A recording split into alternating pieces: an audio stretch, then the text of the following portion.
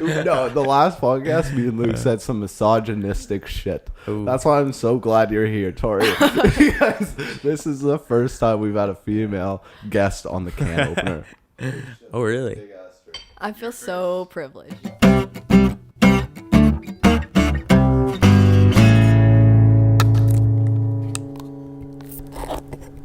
So, this is a can opener, episode 17, I think. I have some very special guests. Introduce yourselves. Oh, thank you. Bro, this is cute. a privilege, man. Introduce yourselves. My name is Chris Carnduff. I'm a Muskoka local. Grew up with this guy over here. Cheers to Cheers that. to that. Everybody cheers. We're all from Take a slurp Muskoka. right in the mic. Yeah, almost go G's. Yeah, I'm Tori Ellis, and that's it. That's it. That's all you That's need. it. You just a name. Not even a She person. needs no introduction. So what's up? How was your day in Ottawa? It was good. It was cold. It was great. Went on the canal? First time in the canal. First time on the canal? Yeah, it Yo, was cool. I've been here for like almost 3 years, I guess. Have not skated on the canal Never yet. been in the canal. I've been on the canal like when I was really young. Not yet. Really? Really? It's pretty bad. Have eh? you like walked on it when it was frozen or no? I don't think since I've been here, man. I'm just Really? the most boring person. You got to get some Ever. skates and go down there. It's That's the actually really thing. fun. Can you skate? Yeah, Yeah. I can skate. Yeah, you play we hockey. live in Yeah, yeah. Muskoka, Yeah, bro. true. We Hey. all can skate. She's questionable. at Hey, no, I was skating. actually pretty good. She got Yeah, better the by the end, ankles. for sure. The For ankles sure. are like angle 70-degree angle. Pizza, what's it called? Pizza slice the entire way? Yeah, basically. You yeah. got her on the fucking leash. No, I was pretty good. I learned how to skate backwards today. Did you? Sort of. Sort of. We almost had it, but took a little bit. Was it busy? It was really busy. I'm Because Running around surprised. little Winterlude. kids? It's Winterlude, right? So Oh, there's true. a ton of tourists here right now. True. Mm-hmm. What a shitty place to come tour. I know. Holy know. fuck, it's so cold and so windy. It's like, wow, we made I was a surprised how mistake. good everyone could skate, though. I was expecting like a lot of like tourists and like, Even the kids, eh? Yo, Oh, yeah. the kids were better than me. Like I'm not kidding. It's like going on the ski hill and just seeing like the kids Oh, just no. rip past you. Like the little 6-year-olds just boom. The one thing I was surprised about was as soon as we got on, there was like a truck just coming down the canal, and I'm like A truck. a like full Yeah, size pickup truck. Well, they like Oh. plow it, right? They don't have Zambonis, so when it snows a shit ton, they just plow it with trucks. True. That'd be sick if they had Zambonis. How did they flood it? They just open the thing a little bit more every time. So every time so they drain the canal and then they let it freeze and then they just let a little bit more water come in from the river Interesting. a little at a smart. time. The canal, I was looking at the stats of this podcast, and there was like the most listened place is San Francisco, California. That's How hype. weird is that? So shout out to the people in San Francisco listening to this podcast. Shout out to my boy Shaq. He's in San Francisco right now. Shaquan's in No, San not Francisco? Shaquan. His name's Shakut. Oh, true. Well, actually, he changed his name to Shaq because he didn't want like future job prospects. Like, if it was Shakut, they'd like think he was like foreign, but he's like born in Canada, so he changed his name to Shaq. But it's still a black name, so it's like gonna get the same. Unfortunately, change your name to like Mike or something, dude. That's true. Like, He ugh. wants to stay true to his roots, though. Yeah. But yeah, he's doing really well out there. He's like got a company. And How old is this kid? same age as that. Same age as me, anyway. I say us, but you're. Man, you're I feel older. so behind. Like sometimes I just like think of the kids I that know. are doing like shit. It's like, Oh man, like it's crazy. He's making this patch right now that you put on and it delivers like allergy medication. so like a Nicorette patch. Yeah, but for allergies like, because kids Benadryl. can't take pills. Why can't kids take pills? They just like don't trouble swallowing and swallow shit, it, yeah. right? So he just like came up with this idea. He had like this background in like nano engineering and shit, and did a bunch of stuff at U of T before he even came to university. So he's a And, genius. Yeah. Oh, he's a beauty though. He's That's he's smart as crazy. fuck. But yeah, he's a How beauty. how did no one think of that idea? I don't know. They're doing really well though. They're at Y Combinator. Have you heard of that? No. It's like What is it's like a what do you call it? Incubator for like young companies. What's an incubator? Like It's like you're say you have a company and Yeah. you want to like meet other companies that are trying to go through like the whole startup process, and you need like a cheap place to have all your equipment and like set up and everything. They basically like offer it to you. They offer like help sessions and like all this stuff, but you're like your company is within their building. I think. So is it like a parent company? They take a bit of equity. So like they took equity from So like Airbnb and stuff, Oh, and then true. so they give you money for your company. So are they in return for like- equity, but it's like at a reduced rate because it's like if you're part of Y Combinator, you have like many mentors that can like help you do stuff. So is it like angel investing, but like instead of just a single person doing it, it's like a company that kind of... Yeah, it's like they have like hundreds of companies underneath them that are like a part of Y Combinator. And then they offer like info sessions. You can talk to like people in the industry. They have a huge, like a ton of connections and like can really like boost your do company. conferences and Yeah. wild. I'm trying to think like, so there were some big companies in there like, what was it? Airbnb, like I mentioned. I think Uber was in there. Yeah. Lyft, I think might've been there too. Interesting. Yeah. What do you think about that? Do you think Lyft's gonna... They're in Toronto now. Do you think there's room for two... I think there has to be room for taxi two, or else services it's just through the going to be phone? like a monopoly. Yeah, I right? guess so. I mean, Uber pretty much has it right now because Lyft is like a lot smaller than Uber. It's Is it still in Toronto there. now? Yeah, it's still big, but it's in Toronto. Yeah, it's in It Toronto. just got to Toronto though. They're not like Uber's worldwide, man. It's crazy. Like, what do you mean? They have an office in Toronto, or No, like they, there's Like, they're- Lyft drivers you can- and yeah. You can take a Lyft in Yeah, Toronto sorry. now. it's all good. It's talk. Apparently Or in else you'll be in the shadows. I'll be quiet the whole time. I was And then they talking. won't think Tori Ellis is a real person. You just pre-recorded Just a from female behind. voice so that you'd have a presence. Sorry, go on. Apparently Vancouver doesn't have Uber. There's a lot of places in Ontario that I'm really surprised about that don't have Uber. It's like a third world. Like it's a third world country. Like imagine like need to go somewhere and you're like you hail. Taxi! How do you? Yeah, taxi. What is this? The fucking 1960s? Yeah. Like, for real though. But like places like Muskoka don't have Uber. Not yet. No. But Muskoka's pretty small, so like it doesn't surprise me that much. But like Peterborough is a fairly large town. They have like True. 90,000 people and they don't have Uber. Waterloo has Uber. Well, that makes sense. Well, yeah, what Yeah, are it's like a tech hub. If they didn't True, have Uber, yeah. they'd just be like blasted by everybody Yeah. else. You're like, you guys really think you're Have that to. smart? Yeah. You without Uber? Yeah. But if It's if you were an Uber driver in Muskoka, you'd be making bank. You'd be like ripping would. around. yeah. It'd be wild. you have to drive a lot, You like would, though. far. You would, but you get paid for it. True. Yeah. You It's just funny because jack like up your prices. there was this like new app that I saw on the market, right? Yeah. And it's like basically Uber, right? But it's a competitor, and I knew that like it's gonna be cheaper because it's not like mainstream. They're trying to get like started up. They give you a couple free rides to go, right? And so I was at work one day. It was like pouring rain. I'm like, okay, I'm gonna try out this app. Like go home. So like I go on the app, like call the driver.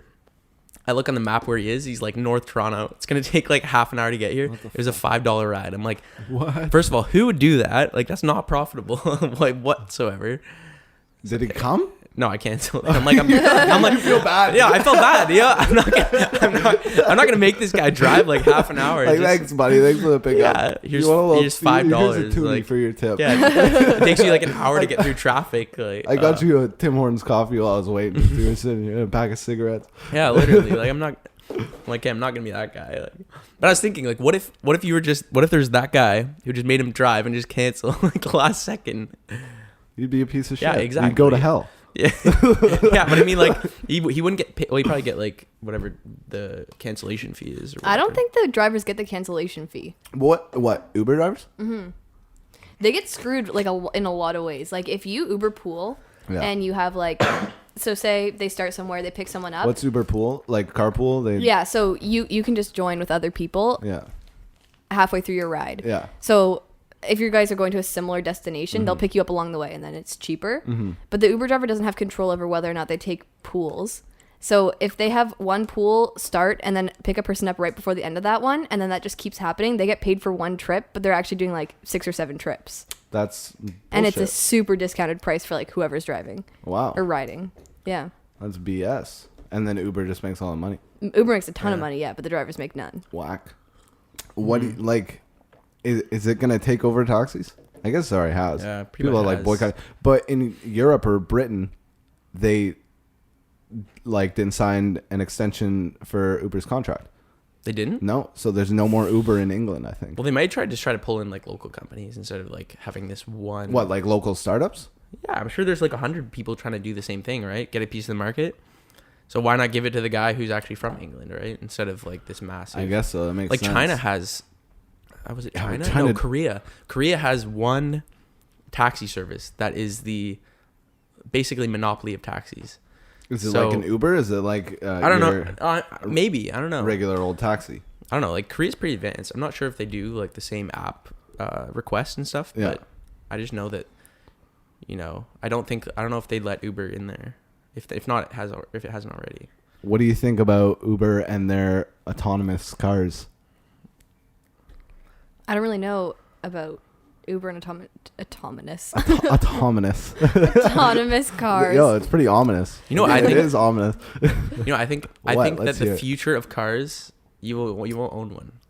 Yeah, I agree. Totally agree. It's gonna be the same as like movies, Yeah, I don't music. even know if I'm gonna. I don't need to own one, right? I don't want to do the service on it. It's right? it's gonna be like Amazon for cars. You just boop boop boop, pick up your destination. A random car. Nobody's gonna be in it. No. It's just gonna Yeah, be a car, it's gonna and you're pull gonna up. step in, and you'll be like, "Boom."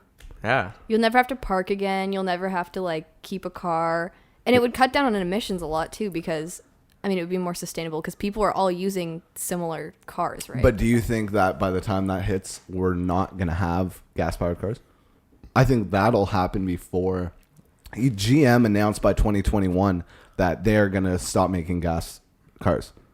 altogether. GM, like the biggest motor company. That's a really like gutty. That You actually- have to though. Yeah, you Think have about to. Tesla. Think about what Tesla's done. Man, they have 500,000 pre-orders on that. Model 3. Crazy, and That's- what they have like a $70 billion market cap Yeah. or something crazy. But that's what they do, and that's the market. And if Yeah. GM wants to compete in 5 years, people are gonna want electric cars. Yeah, they have to Yeah, adapt. for sure. Well, I was actually just like Saudi Arabia. There's this new prince who's taking over, which is a whole other. Oh, thing. what a crazy thing! Yeah, eh? but he's essentially like his biggest thing right now is that he's trying to make it so that Saudi Arabia doesn't have just like oil as like petroleum as their only source of economic stability, right? Because look what happened in Canada, right? Like, Well, yeah, do you look mean? what happened in Canada, but also they just know that like it's just not the trend anymore. People are going away from that as Yeah. an energy source because it's just not yeah. It's not sustainable. it's not sustainable. Yeah. It's crazy with Saudi Arabia though, because Yeah. like I was listening to this podcast on Joe Rogan with Dan McKenna. I think I'm totally wrong. I forget his name. But Start he with was some an S. huge oil tycoon, made billions of dollars off oil, but he's like, it's crazy with places like Saudi Arabia because they don't have to disclose how much oil they actually have. So they could have like trillions and trillions of gallons of oil, but not disclose that, so that we feel like it's a limited commodity. So they can keep the prices high instead of saying no, it's like abundant. It's like what Yeah. Shane Vibert always posts. He's like, oils doesn't actually come from fossils. It's like a reoccurring natural resource that is plentiful, and it's like these people are trying to commoditize that and like keep the market. It's You believe that, though? crazy. I don't know. I don't know if I believe anything Shane Vibert Yeah. says. I mean, it's That's a the questionable thing. source. He I don't know. is so questionable. Crazy though. Yeah. Crazy what he's done. Oh, he's done Yeah, amazing it's- for himself. Yeah, for sure. But he has, with great power comes great responsibility. I agree. Absolutely. That's what's scary about Yeah, I him know. because he's like, he has hundreds of thousands of followers and he's spewing this crazy shit. Like, But you know what? crazy I was shit. I was listening to a podcast and it was talking about how people feel empowered when they have information that other people don't have. Right? Well, so what's these the people, psychology behind conspiracy theories? Well, that's the thing, right? Like people think that like they have this this knowledge that nobody else has, and that's why they follow these like, oh, like open your eyes, you need to see the reality of things, right? And it's like, no, there's science behind it too, right? Yeah. And like you can't just trust any Instagram account that posts like something that Shane Vibert. Here, I'm gonna go look up some of his fucking wacky posts. I feel like the wackiest shit he posts are conspiracies about like Sandy Hook, for example. Okay, where that's he- just disgusting. I agree. And he was Oh, like trying yeah. to say that what was he saying didn't actually happen? But he's just discrediting all these like horrible things that happened by saying that they never actually happened. Like that they were just a lie. Shane Vibert's a kid. Shout out to Shane Vibert. He was kind of an asshole back in the day. And now he's like some Zen, like whatever. Like it's hard to trust. But his Instagram is connecting_consciousness. He's got like 191,000 followers. Yeah. But yeah, he does like shit, like Sandy Hook discrediting that, and he does, which is troubling. But I mean, he's a beekeeper, which is pretty cool. He's a beekeeper, and he like and posts, he eats super healthy, and he like shares it. He gets it. That's a scary thing, though. Do you guys know who Alex Jones is, right? Yeah. You and like Donald Trump, it's kind of this whole like there's like right, yeah. It's so scary because there's always like a grain of truth within this fucking craziness, and people just like go at it full throttle without taking a grain of salt. It's like like he has a post right here, throw it away, there's no way, and it's like a picture of plastic bags floating in the ocean. It's like, yeah, good, like that's a good message. Yeah. But then you go to the next post and it's like something about fucking Sandy Hook and like crazy bullshit. Yeah. So it's like, ugh. Yeah. And yeah, I think the worst thing is that when you're a person who understands how media works, you can look at it and be like, okay, well, this is probably bullshit. I should probably think critically when I read this. But there's a lot of people out there who just read something and they just believe it. And that's why it's so scary. You can tell that sometimes these conspiracy theories are like gripping at straws, trying to make some sort of connection somewhere that doesn't actually exist. But if you don't know anything about it outside of the source that you're getting it from. Well, I think there's two problems. So like that video I sent you a while ago, with Chamith, I don't want to pronounce his last name because I don't know what it is, but whatever. It's so this guy, yeah, he's a super smart VC, venture capitalist. Okay. He has a company called Social Capital and invests in companies that do greater for the world. Anyway, he was talking about how the information we get off social media, what's happening is that people are believing things because they're popular, not because they're factual, and they don't have like a second side to back it up. But when you see a post like Alex Jones on Facebook, then because it's been like hit so many times with views and like people are liking it and commenting saying like, oh, you're doing a great job, like people automatically believe that, right? People care about the companies, and you're talking about how like a company is a corporation and they need to like make their sole purpose is to make money. Yeah. So you were talking to me about how these corporations really care about their employees and really care about what they're doing. Right. But did you hear about the story? You know, the Keurig pods. You know those coffee pods. Yeah. Did you hear about the dude who started that? Made it. Yeah. And did you hear about his regret? So No, I don't know. Okay, so this guy who started Keurig pods, he started. It's like, oh, this is gonna be a great idea. And then eventually, when it got so big, there was so much waste. Like these Keurig pods create so much waste, and he's like, this is such a bad idea. He wanted to like end it all, but this corporation was bigger than him. His idea lived beyond him. So no matter, that's why it's scary. No matter how good of a person Mark Zuckerberg is, or no matter how good of a person like Jeff Bezos is, once they're gone, their idea lives beyond them. Yeah. So that's when it if you look at like Tim Cook, right? He's just trying to fill the boots of Steve Jobs. Right? He's not like pushing what Apple could do. He just wants to be the guy who like didn't fuck Apple up. Right? Exactly. And so Apple's going to keep doing whatever they have to do to make the bread, right? Exactly. And that's why it's scary, because these ideas, these great ideas and these good companies can just turn to shit. Right. And they can turn to like evil things. Once someone, that's why it's so scary. It's like it depends on the morale of the person. And there are some shitty people out here. Right. Well, I don't think it necessarily depends on the like morality of the person. I think it depends on it's hard to say. I mean, if we're looking at this as something that becomes something outside of what it was intended to be, like look at atomic warfare, for example. Yeah. Right? I mean, you can have an intention and it can begin as that intention and it can stay as that intention, but society is going to take it into whatever they decide to take it into, right? Yeah. So I don't know if you can necessarily say that one person's morality, but how many of us have control of nuclear warfare? I know we don't. No, we for don't. Sure. No. We don't. No. So how many hands is nuclear warfare in? Right. That's the scary part. Is it 10 people? Is it 100 people? Is it one person? If it's one person, it's fucking scary. Because it could be Gandhi or it could be Hitler. Yeah. Right. And that's why it's scary. Or Yeah. it is Trump. Or it is Trump. Exactly. What Man, do you I think? started- as a here, let's get a woman's perspective. Oh, a here new you go. thing on the can opener. What do you think of Donald Trump, Tori Ellis? I think this is I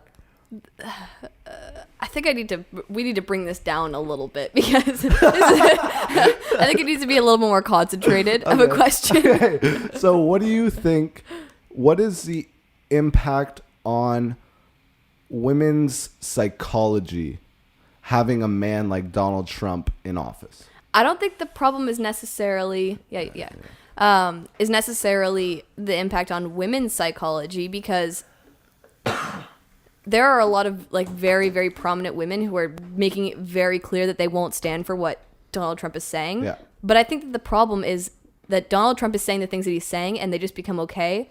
And the people who look to him as a role model just perpetuate whatever he believes, right? Mm-hmm. So I think the problem isn't necessarily like its impact on women's psychology. I think it's more so the impact on Men's psychology about women? Because if they think that's okay to say, Yeah. because he says it Grab and by the it's pussy. okay. It doesn't matter if we. You're talking about grab by the pussy, right? It doesn't even. Yes. Okay. Yes, I but just I want mean, to make it specific. I mean, yeah. Okay. Fuck yeah. But no, I think that. I don't want to say that it's more influential on men, because I don't want to single men out in this conversation. Do it. because- Fuck it, man. But I think that it is influential on young women as well, because they think that that's a thing that is okay for men to say, and that therefore it must be true. Do you know what I mean? True. But do you think like things like the Women's March and all this backlash that is coming out is spurring young women's minds to fight back? I think so. Absolutely. I think so. And I think that in the right circumstances, I mean, speaking, like, we have a great prime minister for women's rights in Canada. And one of his main things is that we need to start teaching our like young boys what is okay and what's not okay. To not grab them by the pussy. Right. Rather than teaching girls to not let men grab them by the pussy. Yeah. Right? Yeah, totally agree. But yeah, so that's why I think that Donald Trump is very problematic, because he makes it seem like these things are okay, and that women may like speak out as much as they want to against these things, but it doesn't matter, because he's still saying the things and they're still being accepted and just brushed aside. So no matter what, I think the Women's March is very like good. Powerful, I'm not saying, man. I think it's very powerful, but I don't think that it's as powerful as the fact that Donald Trump is saying these horrible things and nobody's. Okay, so you think the power of Donald Trump saying that outweighs the outrage that is caused by what he says? To certain people. To certain people? Yeah. See, I agree with you, but there's something powerful about Dave Chappelle had a joke, and he's like, you know, I've never felt more American than just getting together with everybody and hating on this motherfucker. Yeah, it's true. He is the guy who sometimes you need to be pushed to a certain extent to have enough to fight back. You know what I mean? Like, let's say if it, I don't know, Hillary Clinton's a bad example because she's a woman. But if it was just another dude, these things like the Harvey Weinstein things and all the sexism and all the like the capitalistic in our corporate world, all this shit would still be happening, but it would be less visual. Mm-hmm. That's why I think it's, I'm not saying that's a fucking good thing Donald Trump's in office, because it's not, but it makes the stuff more visual and it sparks more outrage. Yeah. It sparks more outrage where there should be outrage. Right. I agree. It's actually funny that you said that, because it reminded me and Chris were watching this conspiracy theory about how Donald Trump. Chris and I, sorry. Just because she corrects me on everything every time. Got him. All right, okay. But yeah, anyway, so we were watching this conspiracy theory about how Donald Trump is potentially a time traveler. It's actually crazy. You should watch. Well, no shit. So I won't go into Of it course he because is. it's pretty wild. He's a but- reptile. He's a reptilian. A lizard person from a different dimension. You guys not watch Alex Jones? Oh yeah. Of course. Old news. But yeah, no. So, anyways, what I was saying about that is that essentially what the message was that Donald Trump is a time traveler is that he potentially is the last president.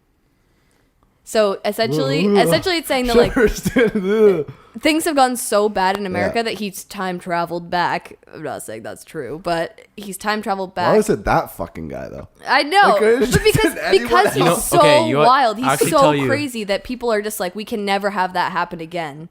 No, I'll tell you like the kind of the gist of like this video. It was kind of interesting. Okay, so Nikola Tesla is like a famous inventor. You probably heard of him, right? Yeah, the Tesla coil. Yeah, the Tesla guy coil. who started electricity. He did right? a lot. He did a lot of interesting stuff, right? And he got his shit got jacked or something, right? No, at the end, yeah. When he at the end of his life, he kind of went crazy, right? Claimed he could time travel. Okay, claimed he could time travel. So when he died, the government took over his stuff, right?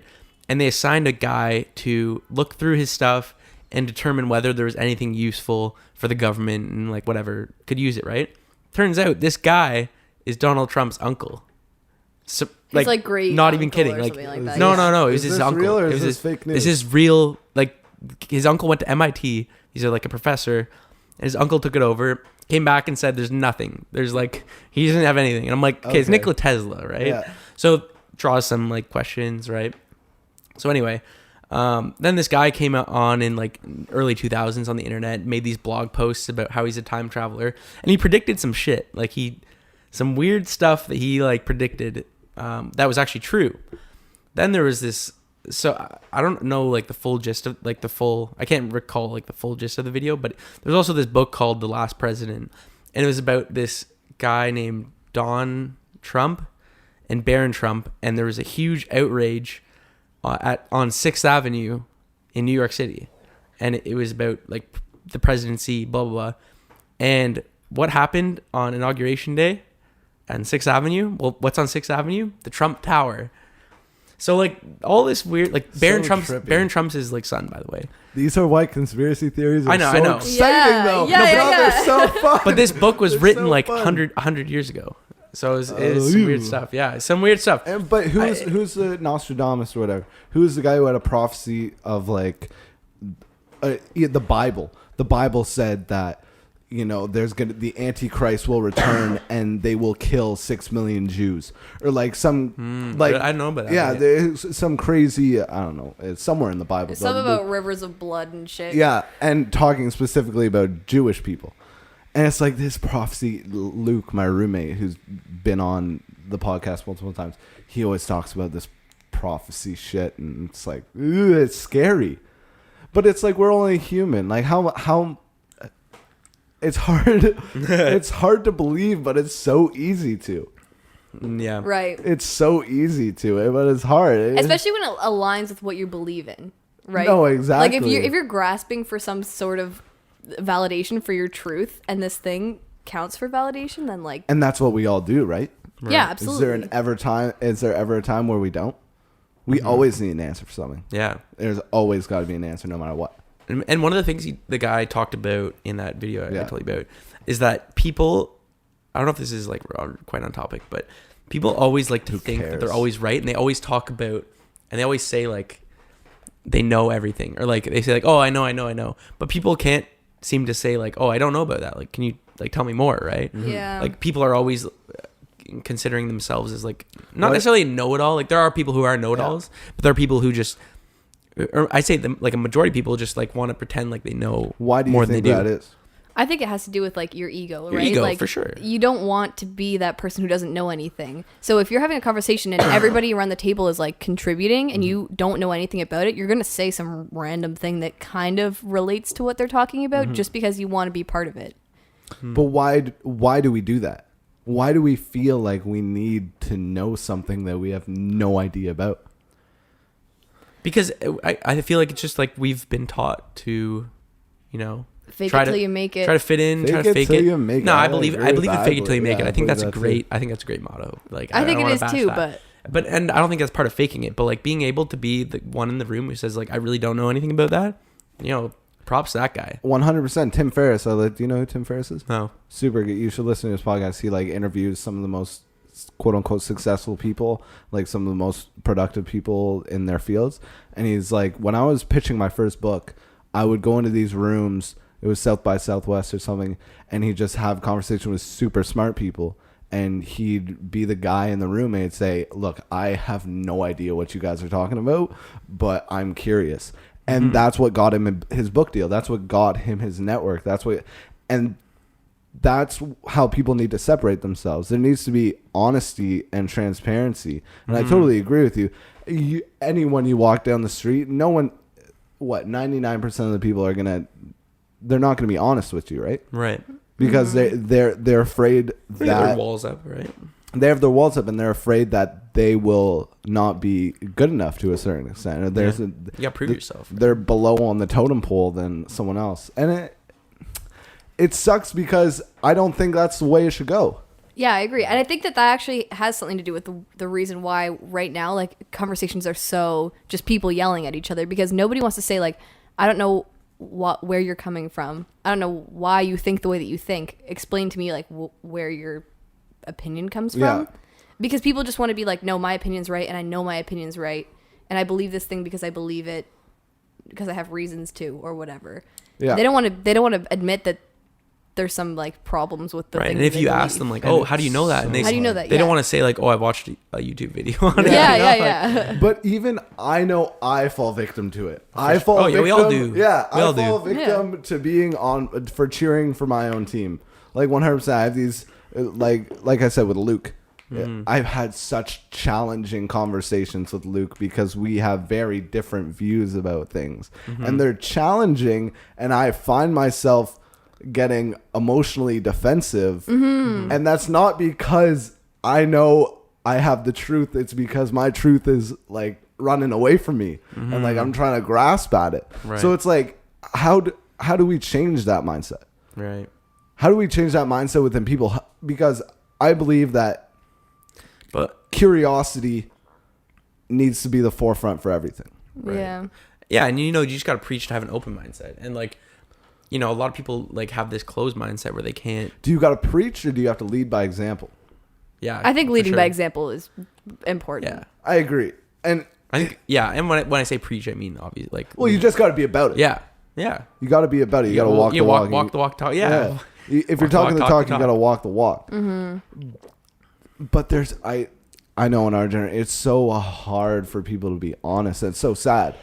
I think that has, like, a lot to do with how much social media has played a part in our lives, I was because just we thinking that. all put up this image of Facade. ourselves onto the internet, and you can hide all of the things that are, like, that make you insecure behind this perfectly laid out thing. And I mean, if you're having a conversation with somebody over text or instant messaging in whatever way, you have time to think about your answer, and people can't see you struggling to, like, answer what you're trying to say, right? Mm-hmm.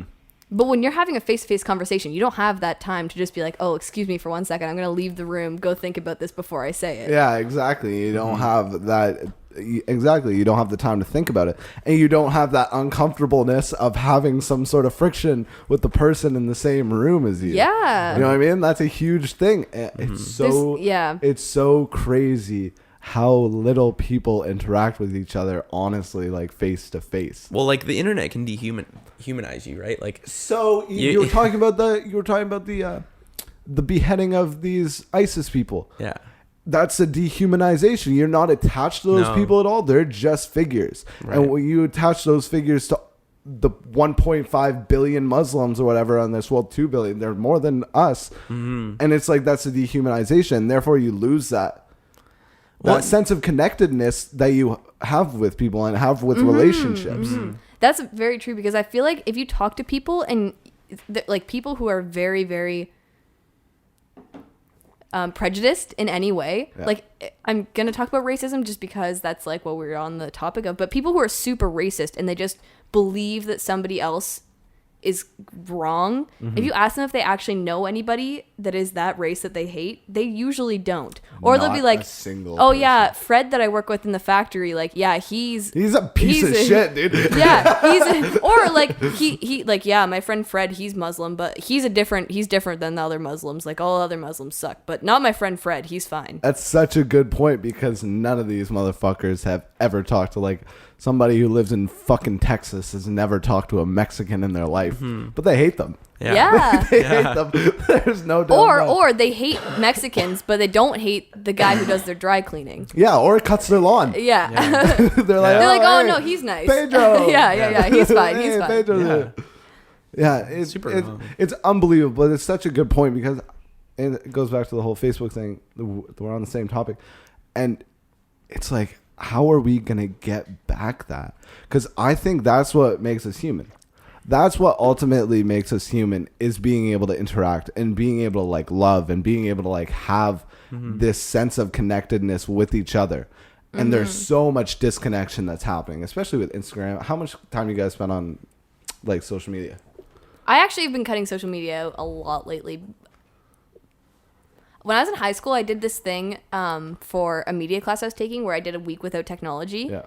And just like, I couldn't use any technology that had been invented since 1950. You're like scratching your wrists and like. At first, I was like, me and my mom, anxious. I was like, asked my mom to play cards with me, and she noticed that I kept like reaching for something. Like I kept just twitching. It's trippy. And doing these weird things, but by the end of the week, I stopped doing them. But I had these like just like tendencies that I couldn't withdrawal control. phase. We were talking about it. It's like you go and you scroll through your.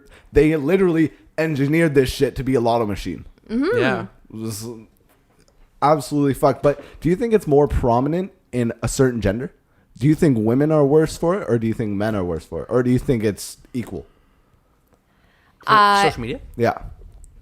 And like I think creating it's the equal. facade. I think it's equal too. I think it's equal. I I think that there are people in. Yeah, I don't think gender has anything to do with. I think it does because I think it affects I women think it more, affect- but I think that we're both equally like addicted to it. I totally agree. But I think women, speaking in generalities here, you know, within our society, you have much more weight on your appearance. Yeah, absolutely. on your physical features. So that's why and we have things like Instagram.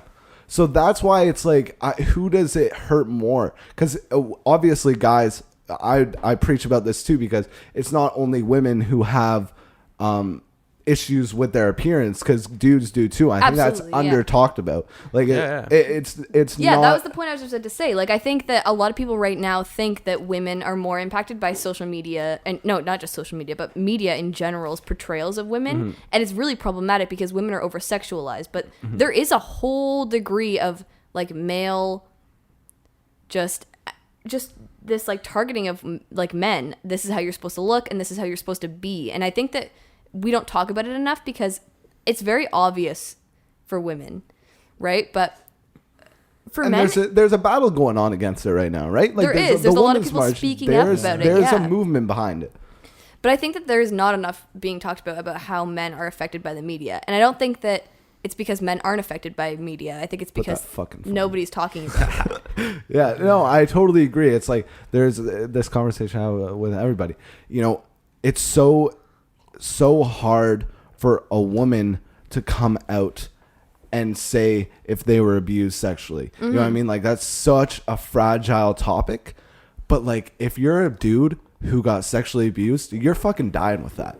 Yeah. You're dying with that. There's no way you're telling anyone about that ever. Yeah. You toughen up. Yeah. Like, that's the thing. It's scary. There was this like thing. It was another Dave Chappelle joke. And he was like, there's like 6 men that came out that accused this guy of rape. And he's like, well, there's hundreds more behind those 6 men. Yeah. So like that's very true. But do you think we need to like tackle one issue at a time?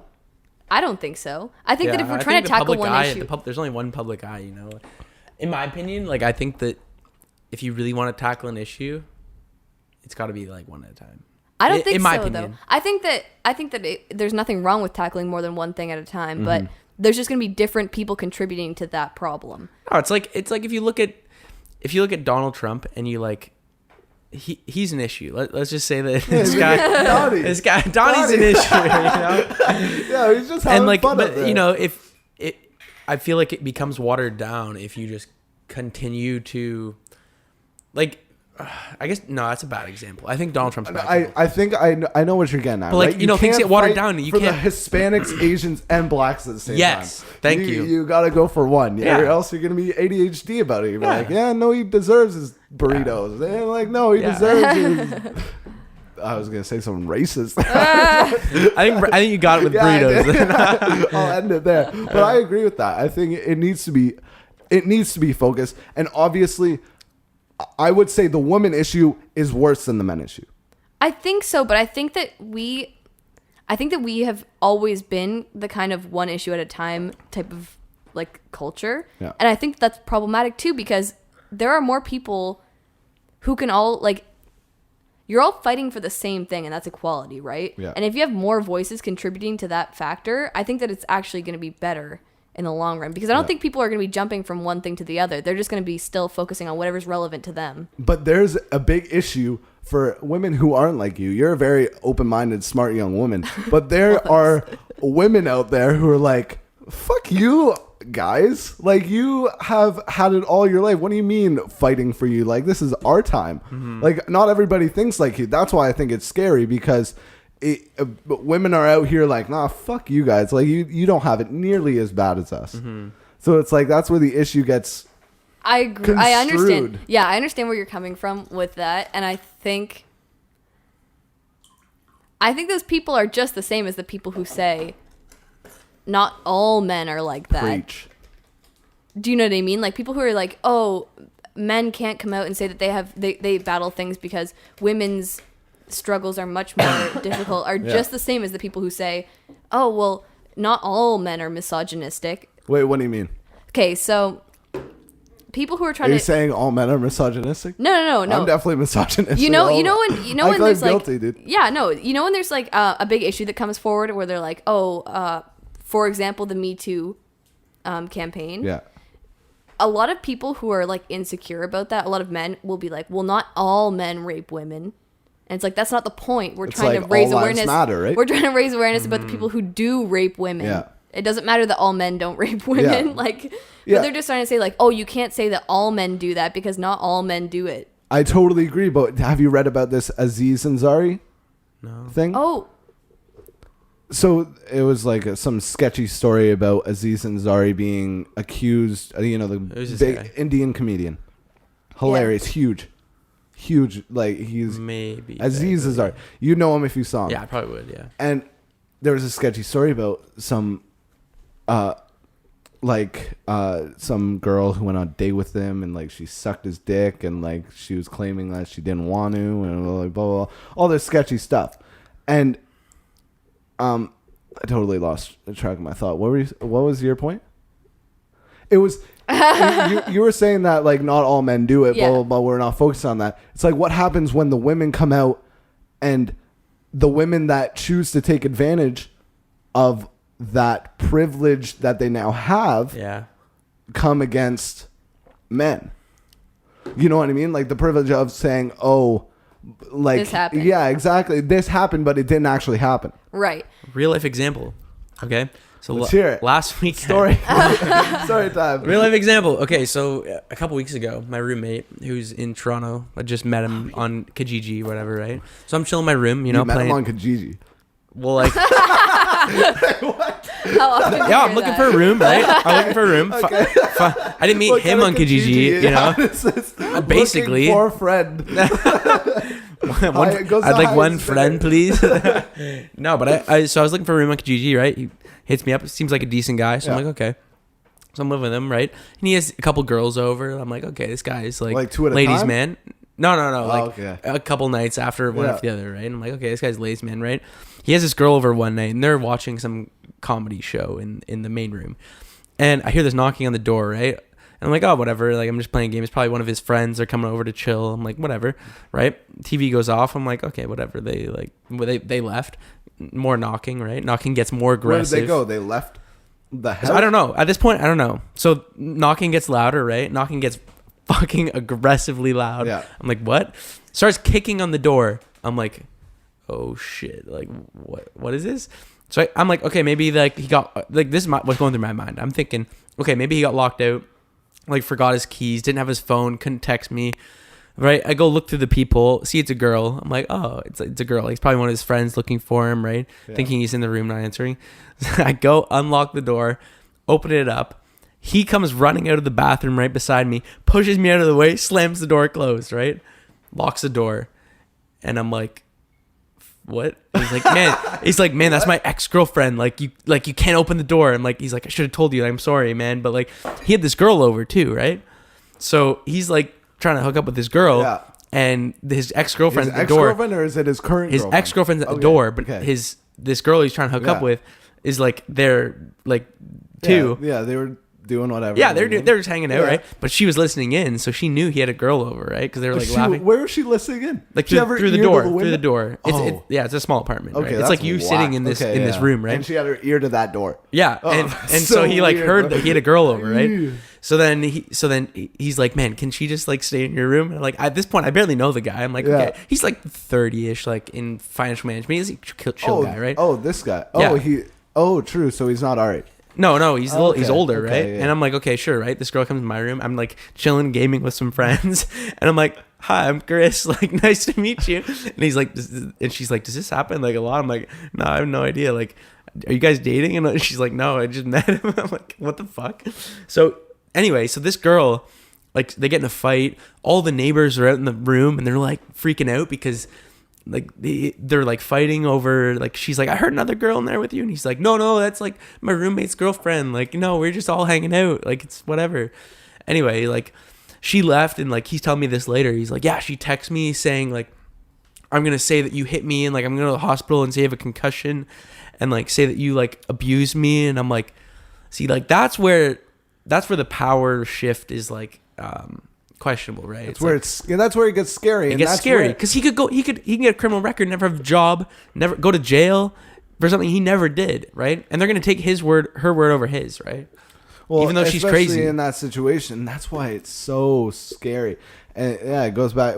What's your answer to that question? So I feel like it's really good thing right now that we have moved away from the point where we continuously victim blamed.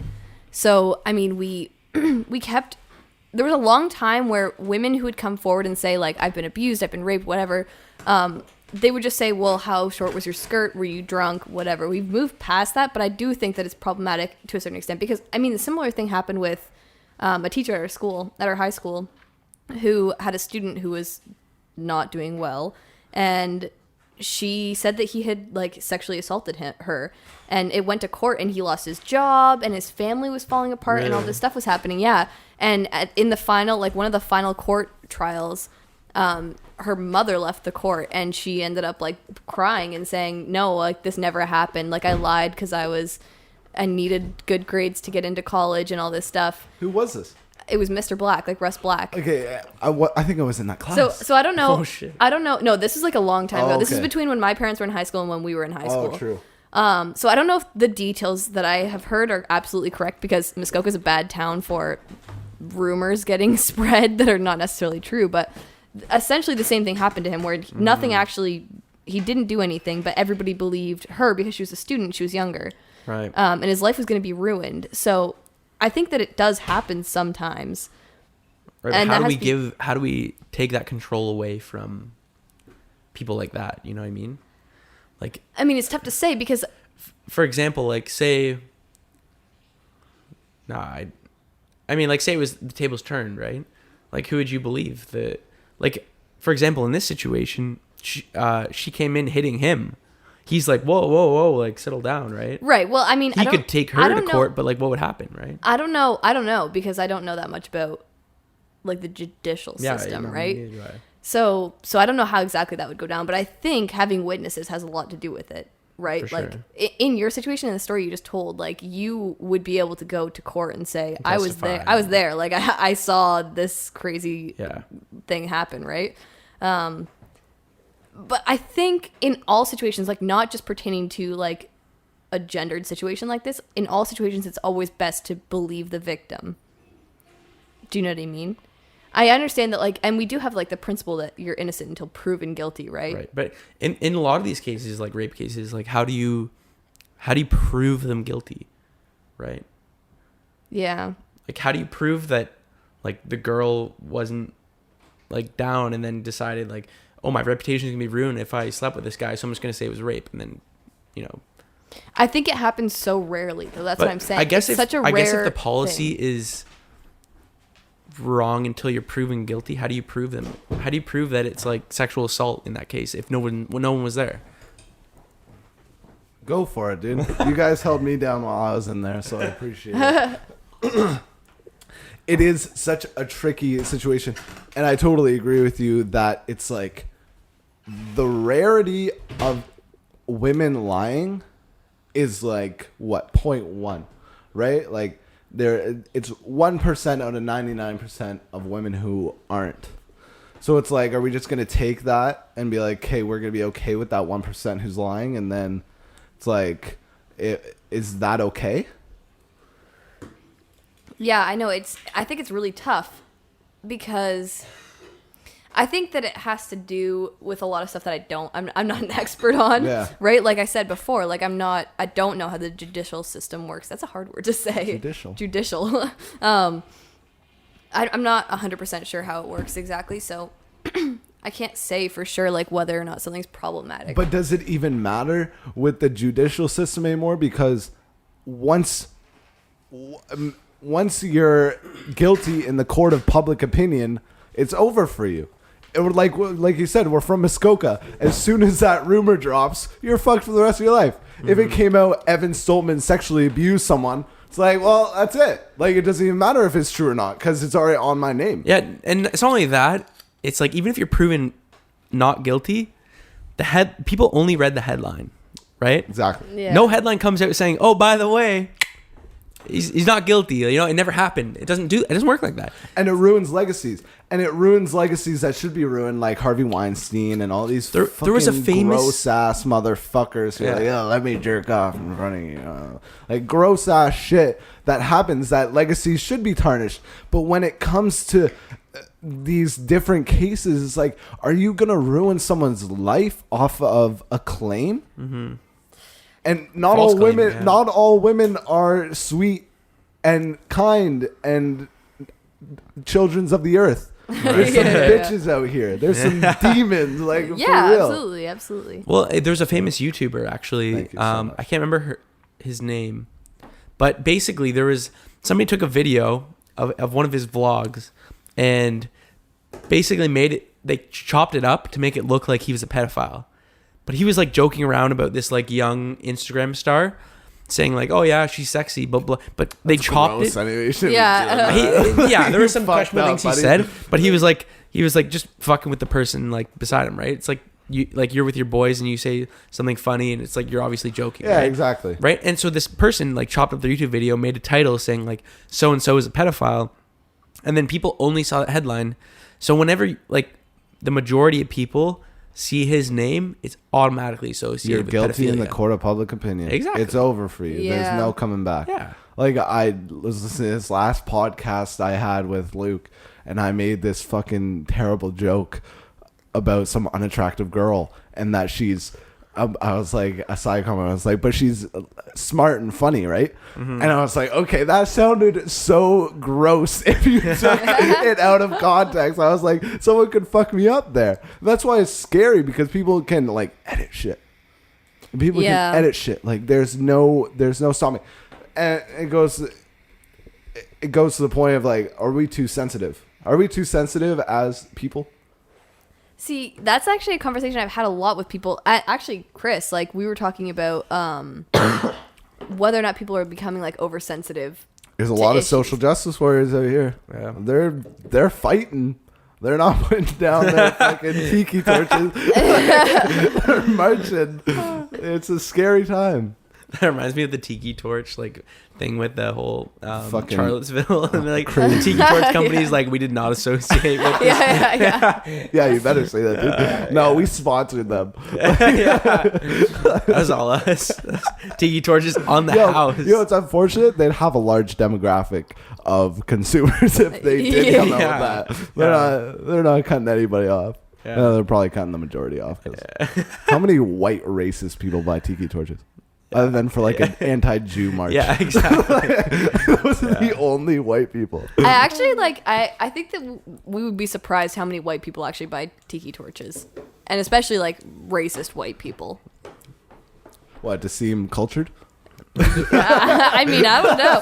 I like to think I'm from the island. Yeah. Have your friends over for a barbecue?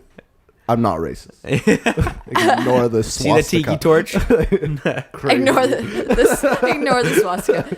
Pay no mind to that. Yeah, literally. It's so scary though, and women need to be fighting back. But I did see this fucking hilarious South Park episode where it's like we're on Mars. I don't know what season it was, and people colonize Mars, and it's like a women's world on Mars, and like women are running it, and there's like these underground laboratories, and it's just like pumps stuck to all the dudes' dicks and just pumping semen out. No, that's the same. There's an episode of Rick and Morty which is the exact same. Maybe that's what it was. That's no, totally it was Rick and Morty. Yeah. They like, go to the other planet and it's like all run by women, but when you first go on, it's all because Morty has sex with the like robot and then has a kid. Oh yeah, true. Yeah. That's what happens. Yeah. Super high when I watch it. They all blur. All the cartoons just blur together. But like I see that becoming so true. Like, Yeah. Why not? Women are usually more rational than men. Yeah, I don't know. Usually, I give them that. I think it's like I was actually thinking about this the other night. I think it's interesting that some people like make the argument that women were oppressed for a very long time for a reason. Like people like just oppressed populations in general are oppressed for a reason. What do you mean for a reason? Like they allowed themselves to be oppressed. What do you mean? Allowed, or they were like did something that like No, like so. I think that we've had this conversation, and you were like, "Well, what if I were to argue this?" You didn't actually believe it, but you were just saying that like potentially people who are oppressed because they don't have the people who have power for a reason, and those that don't have power are oppressed because they don't have they lack something that allows them to whatever have power, right? You're gonna lose a lot of female fans if I know. you keep on No. No. I'm not saying that I agree with it, but I'm just saying it's an interesting thing to say because I can't remember what my train of thought was on this, but You're talking about women being right. allowed oppressed. So I was just gonna say like there are a lot of societies, especially like previously. Not so much now, but there are societies where like it was like a matriarchy, right? Like rather than men being in power, it was women. Yeah. So I'm saying that that like that argument is not valid because it's just not. It doesn't hold up. Because there are societies. I mean, I think there's still Amazonian societies that women control that are still matriarchies. Yeah, I was reading this Facebook article, and there was like some priestess tomb that was dug up in ancient Egypt that was like 4,000 years old. Nefertiti. Sure. Nailed it. He killed it. Thank you for that. And yeah, but she was there. There's signs of women in power. But then you look at other times in history, like the Vikings, and like some gross ass times where it's all rape and pillage. Women, there was no such thing as consensual sex. Like that's a new concept in some of these. Not a new concept in some of these societies. Yeah. In our society, it's a new concept. For a long time, women were not supposed to enjoy sex. Like you were just supposed to only have sex with the person that you were marrying, and it was only for the purpose of pleasing your man and or having babies. Yeah. It's crazy, and you were talking about Justin Trudeau being a female friend. Mm-hmm. And I think it's super important what he did with the Senate. The cabinet, yeah. Because he made it 50-50, right? He made the cabinet 50% female and 50% male. And see, I'm all about, you both are going, you just hear both. No, it's both at the same time. Just come on. But it's important that in that situation, I think it's so important to be equal, because honestly, I think women make way better decisions when it comes to having compassion and having a having less ego involved in decision making that affects large amounts of people. That can be disputed, but that's my opinion. I was raised by my mother, and it's like, there's just this motherly love that comes with women that doesn't come with men. But there's also another thing. I believe in, I think equality is a soap stream. Like it's not going to happen. No matter what, that doesn't make sense. That's not reality. But equal opportunity is reality. So I believe in that case, it makes so much sense to have women, but it doesn't make sense for you're in the tech industry and Google having these diversity quotas. Yeah, I was about to bring that up. But a lot of universities in the US, like a lot of Ivy League schools have these like diversity quotas where they have to meet it. So somebody from a very underprivileged place I just read this book recently called Hillbilly Elegy, which is an amazing book, but it's about this guy, J.D. Vance. So essentially he grew up in like the Rust Belt. Like he grew up in very like low income. All of the people he knew worked in factories. Nobody went to university. And he went to Yale. He became a lawyer, a very successful lawyer, but it was all because of these random things that happened in his life that allowed it to happen. If you looked at him statistically, he should not be where he is. And he's just saying, like, part of what he's saying, I don't think he actually necessarily says it, but what I took from it is that he's saying that he's just a regular white guy who was raised by a bunch of people who have lived in America for however, a bunch of hillbillies, exactly. And he on paper may not have gone to Yale because somebody who is in a similar situation with him, who was a visible minority, may have made a quota, and he would have been put into the program instead, or they would have been put into the program instead of him. And and that's where it gets dangerous, and that's where it's like you can't just push for equality because that doesn't make sense. You have to push for equal opportunity. How it's so crazy in the United States. You know how public schools are funded? No. Through property taxes. Think about that. Is that like 1-to-1? What do you mean? Like that's the only thing that... That's the majority of the funding that goes to public school is property taxes. So if you live in a hood and you have an average income of $30,000, that's how much money is going to be put into your public school. Right. If you live in fucking Beverly Hills and you're making an average of $400,000 income, that's how much is going to be put in your... That's what needs to change. The equal opportunity, the same money needs to be put into both of these schools, and that's what will create equality. You can't just say, okay, Shaquan, from using the classic black name. Literally the one go-to black name from Muskoka. Shout out to Shaquan. You can't just pick him up and then put him in Harvard because that doesn't work. Yeah. He is not going to be the most successful. Sorry, Shaquan, but there's a lot of mics out here that are smarter than you are, right? And that's the only thing. But that's just a flawed system, though. No, exactly. And I think there needs to be change in that regard as well. But yeah, I think that a lot of what the U.S. is doing with education is wrong, for sure. And if you look, like for example, a lot of my class goes to Silicon Valley. They go to the States. When they graduate, they go to the States because there's more money. But Silicon Valley hires people from out of country because there aren't enough people in the United States who are intelligent enough to work these jobs. Or not intelligent enough, but don't have the education. Don't have the quality of education. Exactly. Right? And like that's a problem in itself. And if that's not like in plain sight, if that's not obvious enough to you to change your system to make it better in order to get these people to kind of not stay in your country, but to fill these jobs in your country. Like Donald Trump wants to stop letting people in, right? That's a huge problem for these huge tech companies who want to hire the best people because they need the best people, and there aren't enough of them in the States. And that's why they're shooting themselves in the foot. Yeah. Because they won't change their system because they profit off of dumb idiots. That's where the money comes from. The money comes from a bunch of people who have no idea what's going on, and they're going to vote Republican because it's less taxes. And that's it. And they want to keep it that way. But so I was talking with this guy back in my first co-op job, right? And we're talking about like, I'm like, oh, like this is back when we just voted somebody into office, right? And it's like, he's like, I'm like, oh, like it was like back when Trudeau got elected, right? Yeah. And he's like, oh, who'd you vote? Like, or I asked him like, oh, who'd you vote? Like, what do you think of Trudeau or whatever, right? Because he just got in. And he's like, oh man, I voted like conservative. And I'm like, oh, like You say you wanted fucking idiot? right. This is what I thought, right? Because I'm like, no, like liberal, you know, like Yeah. you know, they Pot. same views. Weed. Yeah, weed, you know, That's everything, all right? I care about. But at the end of the day, his pockets are filled if they get a conservative government. Yeah. You know, and in a sense, it's every man for himself, right? Yeah.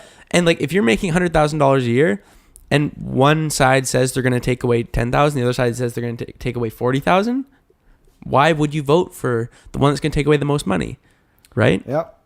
And I mean, like, you have part of your conscience Yeah. saying, you know, we need to do the right thing. are we going to like, get past that though? Do you think we're I hate the divide. Right now, the divide is between morals. So, like, morally, I'm liberal, Yeah.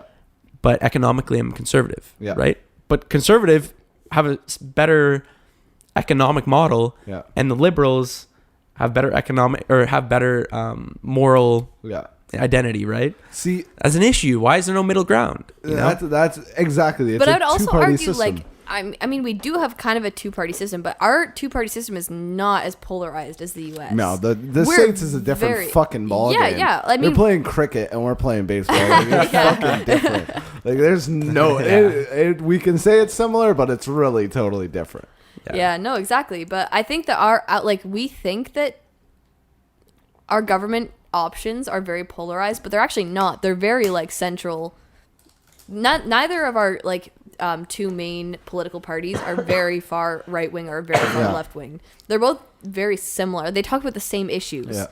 So I mean, But I think that's what the States was at one point, right? And then it just grows and grows and grows and grows farther and farther and farther and farther and farther apart until there's no middle ground and we're fucking impaling each other with tiki torches. Like, fuck you. For sure. It's a different ball game. And with the Trudeau liberal thing, it's like when I always talk to Luke about, you know, there's a lot of sentiment that goes out to, you hear a lot of communism is bad. You know what I mean? Capitalism is bad. All these generalities of what has happened before. You're fucking with the... Yeah, I know. Can you hear anything? No, I'm trying to turn it down a bit. Oh, true. You're not going to be able to. Okay. Yeah, No worries. yeah, you're not going to be able to. I can plug it into something that it turns it down No, for it's you. fine. It's fine. We can take a break. No, it's fine. Okay. Do you have an advertisement you want to play? Yeah, sponsorship. Shout out to the inside source. Okay, so what I was getting to, I forget what I was getting to. Sorry, I apologize. What was I saying? you and Trudeau. Luke Okay, yeah, me and Luke. and generalizations. Generalization. And it's like, when do we, you know, it's every man for himself. Right. But we have never been in the situation where there's 7 billion people in this world. So when does our mindset have to change to understand our survivability? When does our mindset have to be like, hey, For the collective. We can't go every man for himself, Right. because once your neighbor dies, you're fucking dying too. Right. Like, that's just what's going to happen. Yeah. Because of mutual assured destruction, Right. which was signed in 1945 or whenever Little Boy and Big Tom was dropped. Right, man. No, I think in the general scheme of things, like, you want it to be for the collective, right? But when you're voting like politically, and you think like, okay, I could take 6 vacations next year Yeah. if I vote this side and this side gets in, Yeah. or I could, you know, help a few people. You know, like, Yeah. there's motivation not to. There is Right? There is there's motivation not to, And that's a but- problem for sure. I don't know Right? if it's necessarily a problem, but I think that you have to consider, like, I might be able to go on 6 vacations next year, but 20 years balling. from now, like, if you have children, I mean, if you're a completely self-centered person and you're like, I'm just going to live each year to year for myself and not give a shit about the future, then obviously you're going to vote for whatever you want. But if you're the type of person who's like concerned about what's going to happen after you're no longer on the earth, and you're like, okay, so I could take 6 vacations next year, or I could help get like funding for children in underprivileged communities to have actual education. Yeah. And then those people are going to make it so that the next generation after them is going to be even better. You don't know that though. You know what Sheldon Addison said? You know who Sheldon Addison is? Some What? huge tycoon, billionaire, piece of shit, just straight cunt. Like, just straight douche. And he said he was interviewed, and he's like an oil tycoon. He built like the Las Vegas Sands. What's the big hotel in Las Vegas? Mandalay Bay, or there's fucking there's many. Yeah, that's fucked one. But there's a bunch of other. He built like huge. He's a real estate tycoon, and they were talking. There was an interview with him, and they were like, what are your thoughts on your impact on the environment and the generations that'll come after you? He's like, why do I care? Like, they don't exist yet. Like, this was a real dude who has like control of like tens of billions of dollars, like one of the most powerful people in the world. He says, why do I care? Like, what? They don't exist. I'm living my life, dog. I'm balling. Like, who cares? Yeah. And that's why it goes back to the thing about the individual and the companies. You know, when you get to the company, it's like, once Jeff Bezos, super nice guy, like seems like a good guy, wants to better humanity. But once fucking Donald Trump 2.0 comes into Jeff Bezos's position at Amazon, how do we know that guy's not gonna be a piece of shit? Yeah. And it's scary. Well, and that's like one of this Chamath guy I was telling you about, right? Yeah. He has this capital company called Social Capital. Yeah. And what they're trying to do is he recognizes that we live in a capitalistic society. Okay. Yeah. So he realizes that one thing that makes change, there's one thing. What is it? It's the green that comes out of your pockets. Is money, right? He realizes that. So what he said is like, if I want to make change, I have to be able to influence people the way that these people like you just mentioned, and like people like the Koch brothers, people like you just gotta wait for them to die because they're not going to change. No, people, no. But he's saying assassinate them or something.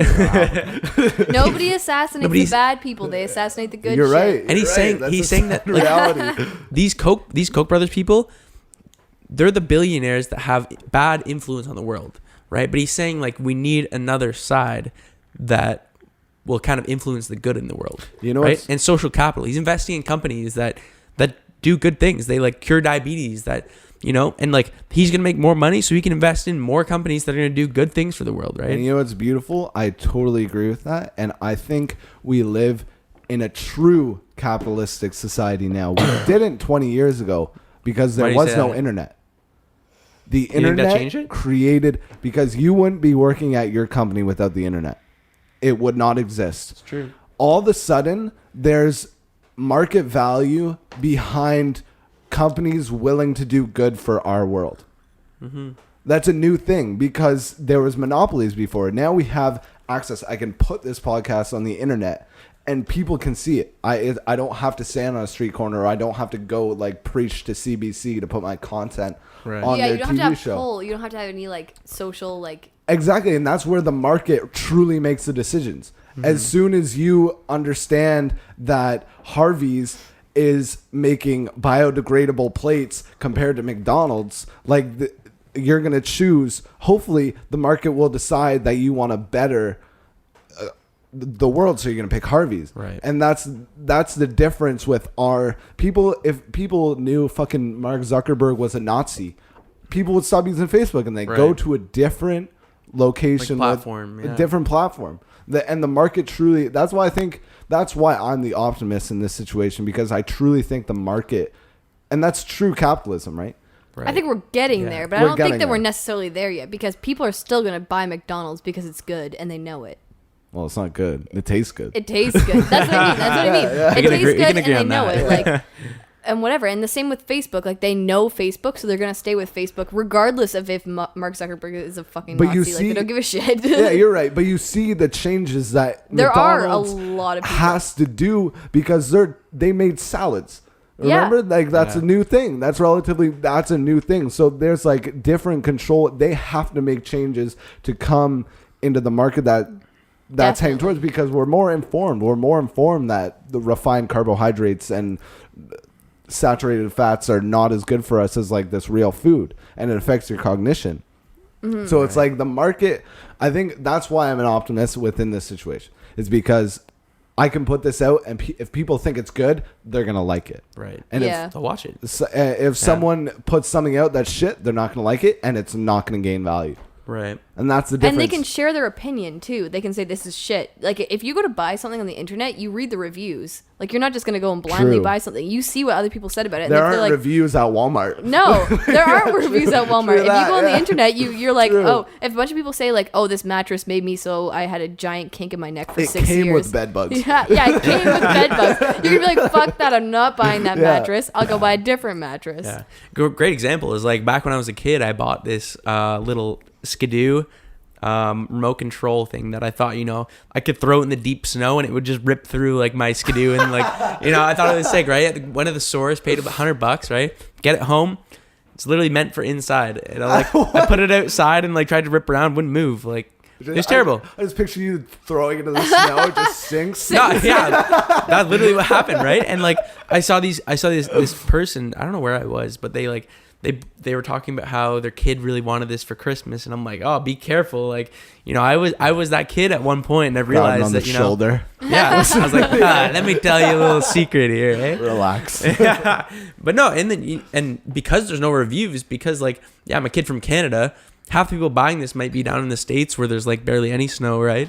Yeah, and it's powerful. It's not made for it. It's made in China. True, and it's powerful because that's why I enjoy doing this podcast so much, because it's like we have an opportunity to have a voice. That's all I want in my life is to be able to have a voice. That's it. I don't give a fuck what I do. I don't give a shit how much money I make. I just want to be able to like talk and have a voice and like try to influence the future of our whatever it's going to be. Yeah. Hopefully have a part in that. And that's why the internet's so powerful. But what do you guys think about net neutrality going on? Did you read about that? Yeah. In the US? Yeah, I think it's going to be interesting because, like you said, the market has to decide what they want, right? And the first company that decides that they're going to throttle certain services is going to be the company that's going to get shit on. Do you think so, though? Because that's not the market. That's beyond the market. The FCC, who is putting in these net neutrality bills, is the state. That's the government. Right. But for example, if you have Shaw and you have AT&T, and Shaw says, oh, by the way, shout out to Shaw. No. We're throttling. I'm kidding. I don't use Shaw.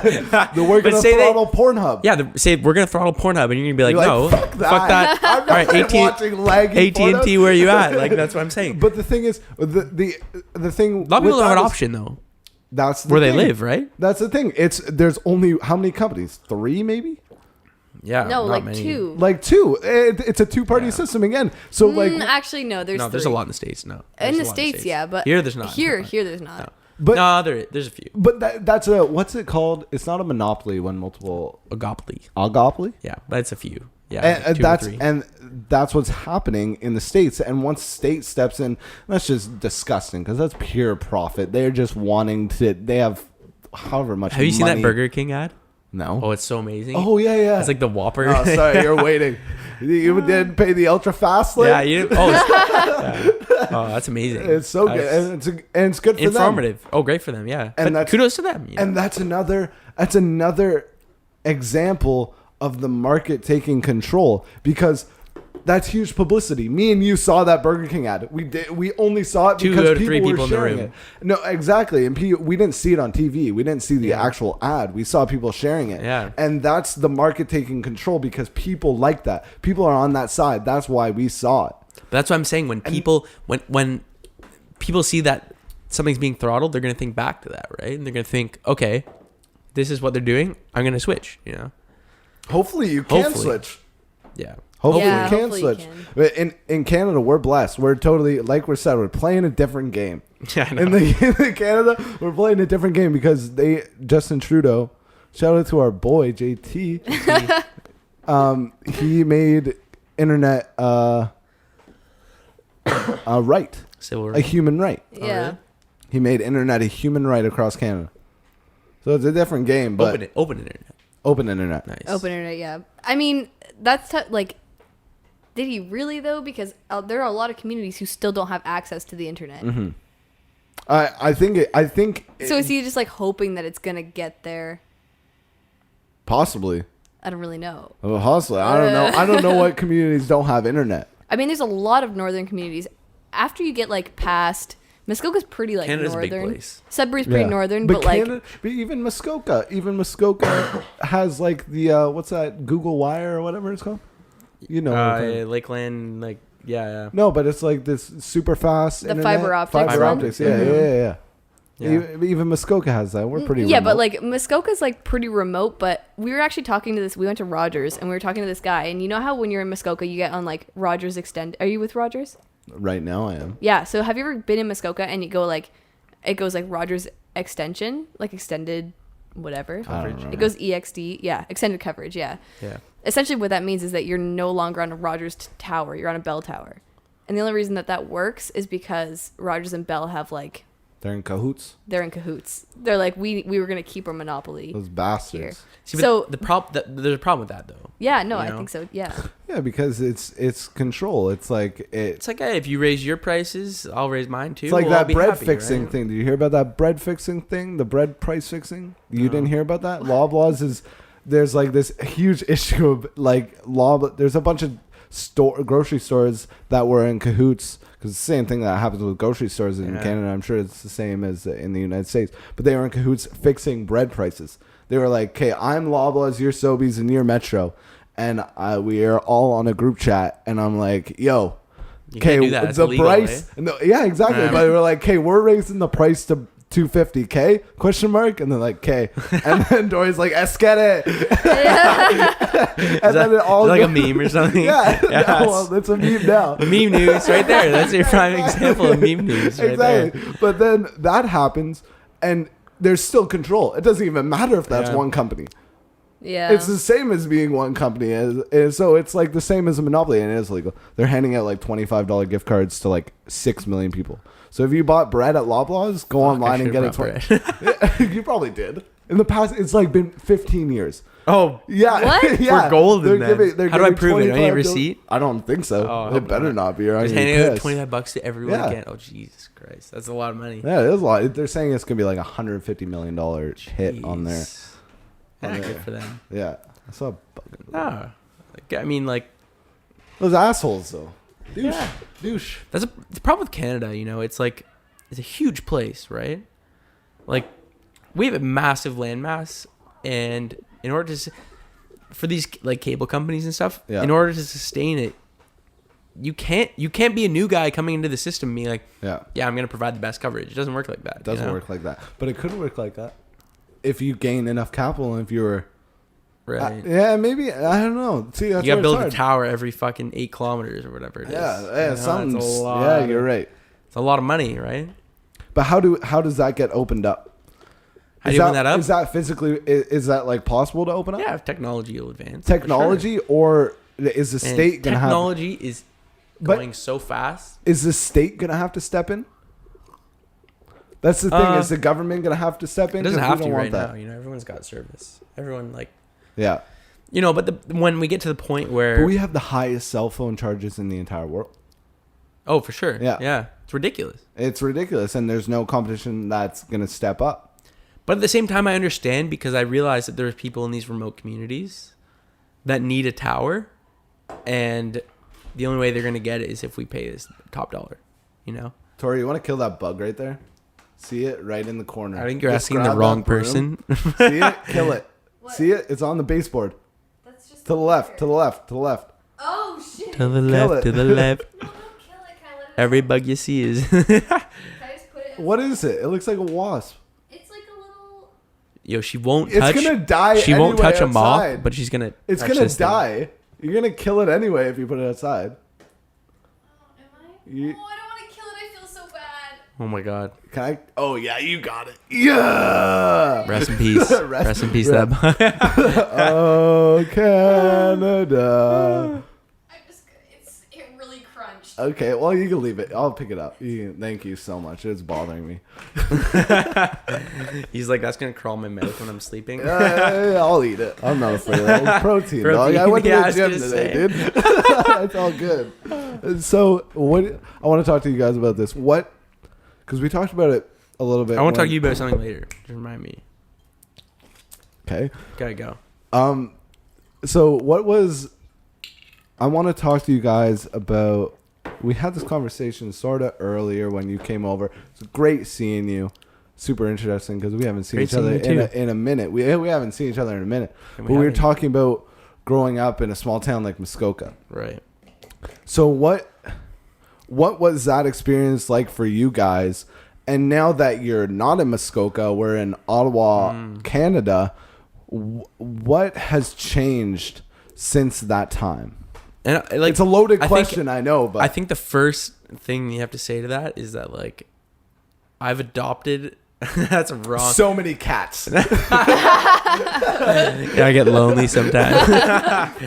There's 30 cats living in my apartment. No, but I have a lot of like ethnic friends. I don't know if that's so you adopted a bunch of ethnic babies. Trying to be politically correct over here, but no, I've had like, and Muskoka's coming from a super homogenous town, like district. I guess Muskoka's a district. It's not a town. How many? But Bracebridge is is super homogenous. There's just white straight people. Yeah, true. Yeah, and if you're not, you're an outsider. It sucks. You're an outsider. Everyone knows you. Like we're talking about Shaquan because yeah, you're right. I mean, the one person who's not a white kid from our school, like we all know him. I don't know if he thrives. He's not the one. Or if He's he not just the like one non-white. We person. weren't. He was lucky. I think he was lucky because he got grouped in with the right people. He's a good personality though. Of course, and he was lucky because he got in with. Okay, shade, but he was lucky that he got grouped in with people like you guys that accepted it. We were open-minded. Yeah, we were all raised okay. That we were not that. By some stroke of luck in the universe, he had an okay friend group growing up. Yeah, for sure. Because it could have been very different. It could have been very bad. But and very I think different. that if you ask somebody who's not a white person in Muskoka whether or not they noticed that they were not a white person in Muskoka, they would tell you that they had to adapt to being able to say like Shaquan, for example, or even Omar, like they made a lot of like racist jokes. How many times I can remember countless times of hearing the N-word thrown at Shaquan.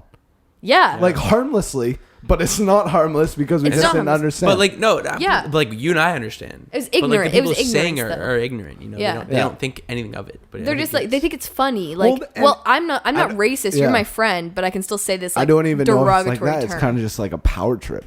It's kind of like, oh, I have something over you, so I'm gonna let you know that I have something over you. Really? I think so. I think so. If it wasn't coming from one of our friends, it was coming from some fucking redneck ass motherfucker. Oh, so true. It's like a power trip. It's like, hey, I have this over you. I want to let you know because I'm feeling weak right now. Yeah. And I don't know, but I don't think it's a conscious thing. I think it's subconscious. It's subconscious. Exactly, but it's subconscious, but that's the subconscious feeling that happens. Yeah. So we were talking about not being able to admit that we're wrong. It's like this is ego thing. It's a subconscious ego thing that happens with that. Yeah. Sorry, go back to your who was answering that question? I think you were. Just growing up in Muskoka? Yeah. I think like going you? Well, what did it teach you? And thinking, it's hard to think in retrospect because I always have this conversation with Jacob. I think it's thinking that like your culture, like growing up in that culture, is like the norm, right? I think, yeah. And I think going to school where I met a lot of people from different cultures, and even white people from different cultures, right? It's understanding that like there's just something difference, else. There's something else out there besides what you know. It's not just something else. It's not like I'm not trying to say there's something greater or something worse. I'm just saying that there's a whole another realm that you don't understand, right? Stepping out of your comfort zone. Yeah, and it's just that you don't understand, and like you in Muskoka, it's very easy to fit in because there's just this homogenistic feeling of like if you fit in, it's really easy to fit in. Yeah, that's true. Yeah, I never felt like I fit in. To be totally honest with you, I hung out with you guys. I hung out with like friends that like. Do you think that was like? But do you think that was like you as a person, or do you think that was like because you grew up in Muskoka? It was just because of me as a person. Yeah. And I hung out with the right people. I felt like you would fit in with anyone. But like maybe that's what you... I think now I would. Now's I'm a different person than I was 4 years ago. Right. There's a huge change. 4 years ago, I felt like it was not my scene at all, and I fit in to survive, right? Like Right. Yeah, I did you have to adapt. I did what I Right. did to survive, and like God bless you and all of the friends I hung out with, because it was like we loved each other and we had real conversations. I wouldn't be the person I am today without that. Right. But I didn't feel like I fit into the mass roots. I wasn't with calling Shaquan the N-word. I'm not trying to be a social justice Right. warrior here either. I just wasn't. I didn't feel comfortable. I'm sure I did back in the day too. Right. But I learned from that, and it's like a Right. different. It's a gross feeling. Yeah. So it's like I don't think I totally felt like I fit in, but I know we had different. We were very close, but we had different perspectives of the situation. Of the situation. Yeah, I agree. You know, like I always felt like you were the type of person that could fit in. Like you could sit down with anyone and have a conversation with them, like real talk. But I feel like looking back, you might have felt like you were the person that couldn't do that. Yeah. But like when I sat down with you and I could have these conversations with you, like I knew that like you could walk into a room and be like, "Hi, I'm Evan Stolpmann. Like, what do you want to talk about?" But like, then I think you're not giving yourself enough credit for being the person with the open mind, because there weren't many people like you in Muskoka, right? You know, you guys are outsiders to a certain extent too, right? So it's like it's a different. Yeah, like we have feeling. a certain amount of bias because we think that everybody else is just comfortable because potentially they were just comfortable around us. Exactly. So it's a different thing. I appreciate that, and I feel like that now. I definitely feel like that now. I think, and I feel like you are like that now, right? And I think you could have been like that. No, and there definitely was a time where I wasn't like that, for sure. Yeah, you know, and Carter was like one of the Carter Farrow shout out. He was like one of the people that I like, love you came up to me and like taught me that like confidence is key, and that like, you know, you fake it till you make it. And he said like, you know, if you have to fake confidence, then like, you know, whatever you have to do it. But like eventually you'll just learn it through like, you know, faking pretending it, right? And a lot of people like when you talk to them one-on-one, they seem like a confident person, but like in a group setting or like meeting random people, it's not like that, right? Mm-hmm. It's totally true. And it's so crazy thinking about, because we did live a different life than the majority of people, especially the majority of people who we hang out today with, right? A lot of people didn't grow up in a small town, so it's a different vibe that we get. Yeah, I think the biggest thing that I learned from growing up in a small town and getting out of the small town is that not like everything you do isn't put under a microscope. When I was a kid growing up, like I would do anything, and you're getting a call. My you're parents, getting a call to your parents. My parents would somehow find out anything I did, and it's not just my parents. Like if a friend of mine made a big mistake, like did something bad, like crashed their car, and they were drunk or something like that, the whole fucking town knew. Like everybody's like, "Oh, did you hear about so and so who did this?" And that's what I was saying before, that like rumors spread so easily there. And when you're in a city, like that's not, it's not like that. You can walk around in your sweatpants and look like a bag of shit. Do you feel like you can be yourself more within a city than you can within a small town? I don't know if it's necessarily that you can be yourself more, but you can just be anything more. Like you don't have to. True. I think in a small town, you true. like you pick an identity and you conform to that identity. Like if you're a prep, you're a prep. Just and like if you're we were a jock, saying, you adopt to survive. Yeah, exactly. You adapt to survive. And like you know everyone, right? Like you don't know everyone, but you know of everyone. At least like the majority. You're like, oh, right? I went to school. Somebody's like, oh, did you ever hear about this person? You're like, oh yeah, I went to school with them. Like and I didn't know them. You were in such close contact with everybody. Yeah, you need to be friends with people, right? And their opinion affected the way you reflect on yourself. Right? Yeah. That's the different thing. It's like you were in contact with people. Do you think that like small towns grow insecurity more than big cities? You know, it's such an interesting topic, because I don't know, and this is a conversation I have with so many people. It's like, where do you want to raise kids? Do you want to raise them in the city, or do you want to raise them in the small town? It's like, I had a beautiful childhood. We had a beautiful childhood. Yeah. Definitely. We were able to run through the trees and in like the creeks and like throw parties in the pits, fires. And just getting hammered in the forest, seeing the fucking stars. Yeah, I miss that so much. It's a beautiful childhood, but then you look at like the teenage angst. No, the teenage angst is real for everyone, but like the social dynamic that is so much different within the small town than it is the big city. Yeah. You know what I mean? There's less outreach you have. I think I got lucky. I think we all got lucky with the people we found within that small town, because I don't know if that happens everywhere. Right. You know what I mean? It's just a Yeah. stroke I think it does, of luck. though. I think it does. Does it? Yeah, I think, you find people like you everywhere you go. You think so? Yeah, for sure. Man, I went to Waterloo not knowing anyone, and I found like amazing groups Yeah, but of people. Waterloo's a bigger place, and you're different than everybody else. You know what I mean? You are socially. I think everybody's different though. And You can say I'm different, but I can say that like Yeah. everyone else, you're different. Tori's different. Like, It's true. Yeah, I guess I just think it might be easier to find your clique within a larger mass of people. right. And find that real connection. But I also would argue that, like, I think that the biggest thing that people in general find with big cities is that you feel lonely because there's so many I agree people. with that, But 100%. you're alone. Like Yeah. you could go anywhere and there's people everywhere, but you don't have the connection. And I don't think that's necessarily like fixed in a small town. But I think that in a small town there's a lot of distractions because More everyone. distractions than a big city. I don't know. I don't know if I was agreeing with your point when you said you feel lonely in a big city, and when you're in a small town, you're forced to hang out with your neighbor. you're forced. Yeah, it's not that you're forced, but you just do because everybody knows everyone. So you're more comfortable maybe just making random conversation with people. Like you see somebody who you kind of knew, and you're like, hey. I've like seen you before. you're like, hey, I've seen you before, Yeah. or like, hey, I think that you're friends with my friend, and they're like, oh yeah, I know them, and you're like, oh cool, and then you can start a conversation. But when you're in a city and you like don't know anyone and you just go to like a bar or Yeah. wherever you go to meet people, a library, I don't know where people go to meet people, but whatever, wherever you go to try and like where meet do you friends. go to meet people if you don't go to school? That's a Like, good question. Yeah. That's a good question. I don't know. I don't know either. I guess you go to a bar or you do whatever. Library. The library. Yeah, I met the librarian today. It's pretty quiet That's place actually there. like Bertha's a real sweet lady. Louise. Oh. Belinda. No, I actually was talking to my roommate today, and she was Yeah. saying that like she has a friend whose mom was named Belinda, and I was like, who the fuck is named Belinda? Like I've never met anybody named Belinda. That's so funny. It's so weird that you just said that. I guess name. I've never That's either. weird.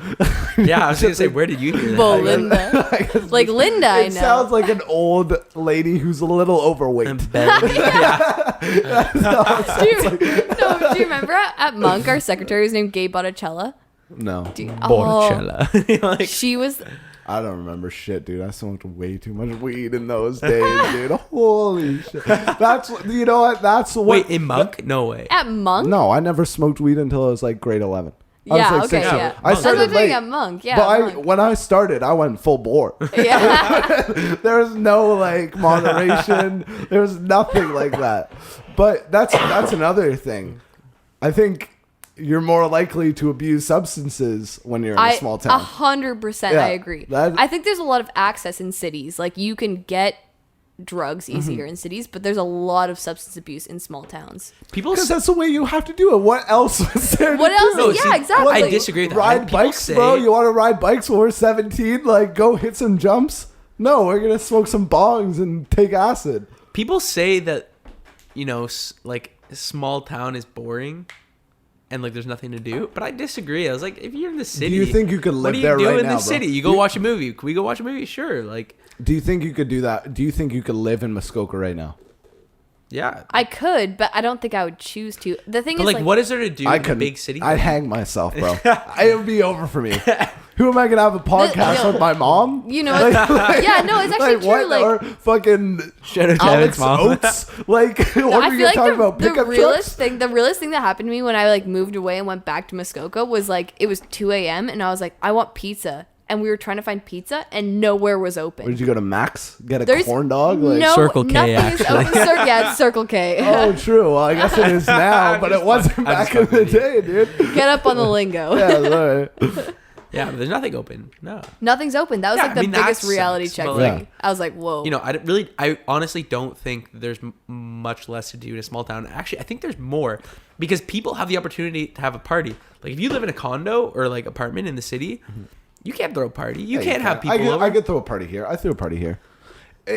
I disagree with that because I think that's definitely possible, but it's different atmosphere for sure. Yes. You can't throw a pit party. Yeah. You can't throw a party in a field. You with would have a big never gone to a pit bonfire. party if you lived in Richmond Hill. No, 100%, and that's definitely different.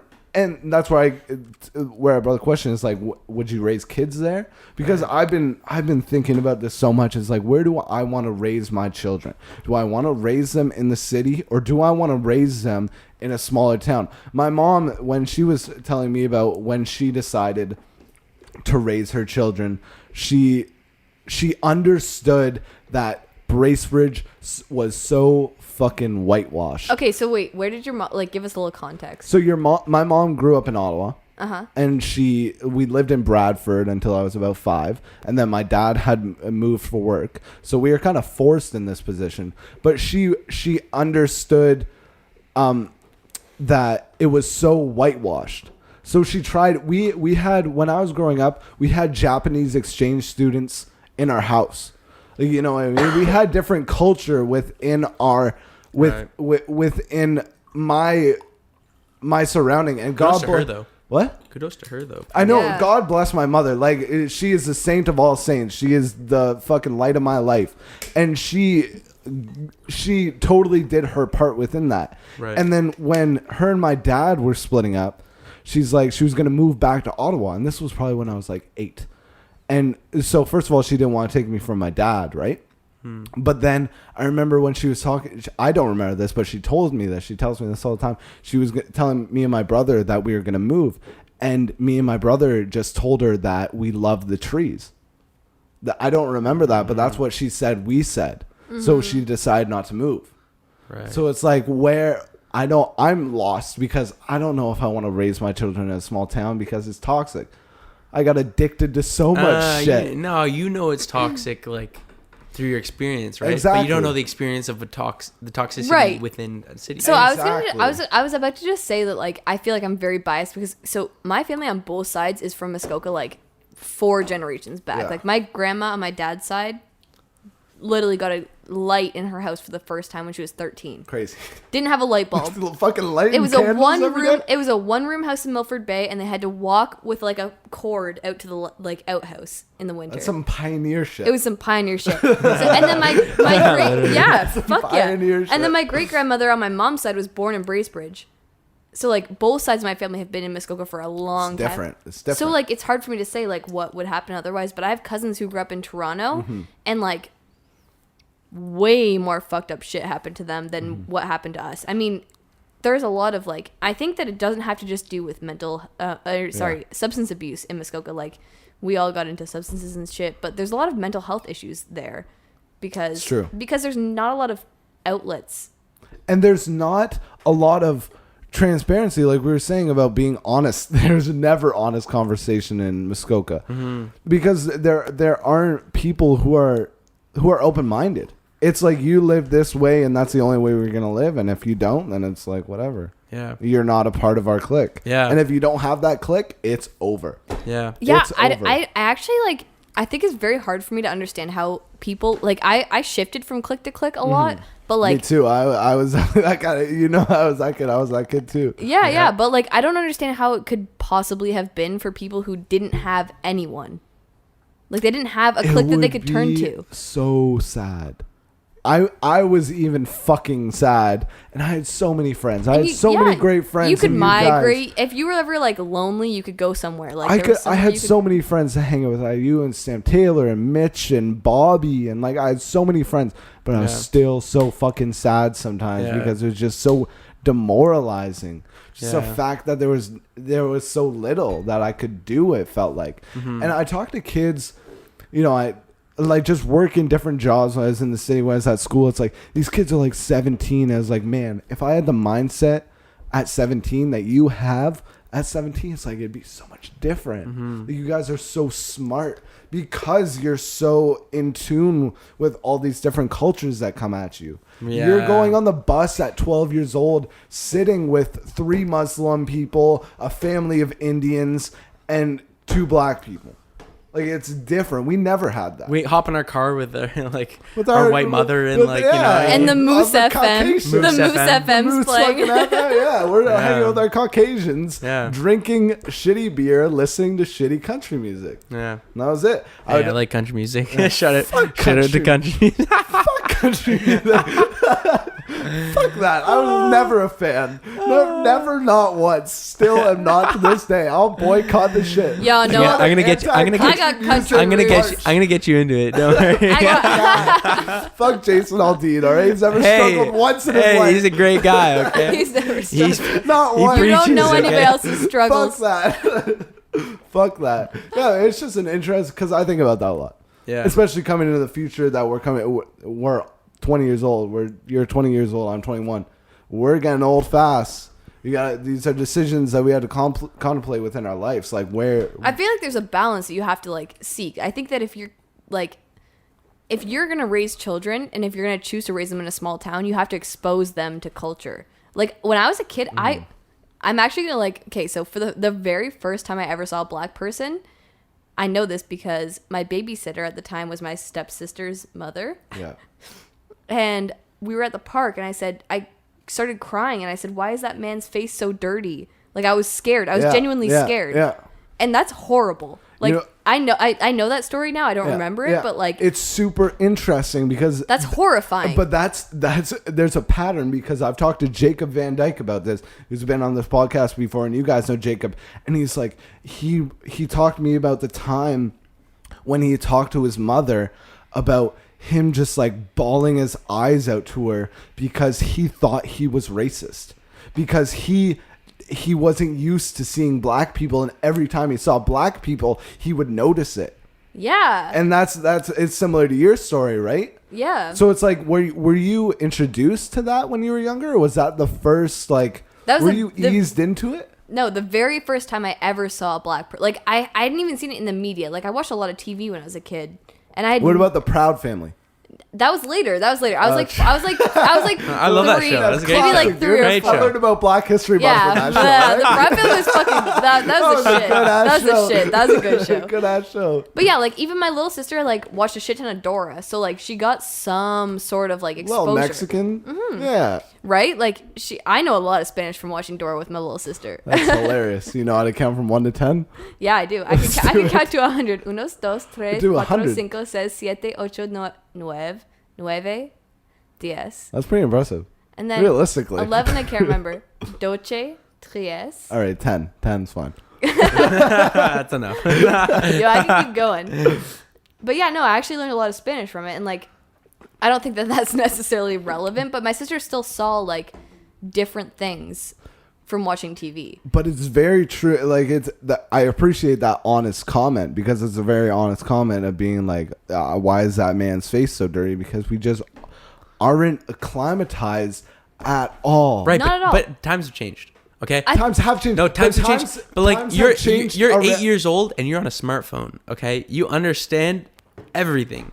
I think we're exposed to more than my belief is that we were exposed to more in the 20 years that I lived than the entire history of my parents. Like, I think that I've learned more information. I agree, because I was like exposed to the internet when I was like very, very too young. Actually, yeah, I remember watching porn when I was like 10. Too young, yeah. That was literally down. what I was gonna say. What the fuck are you watching right now? So, some fucking latex.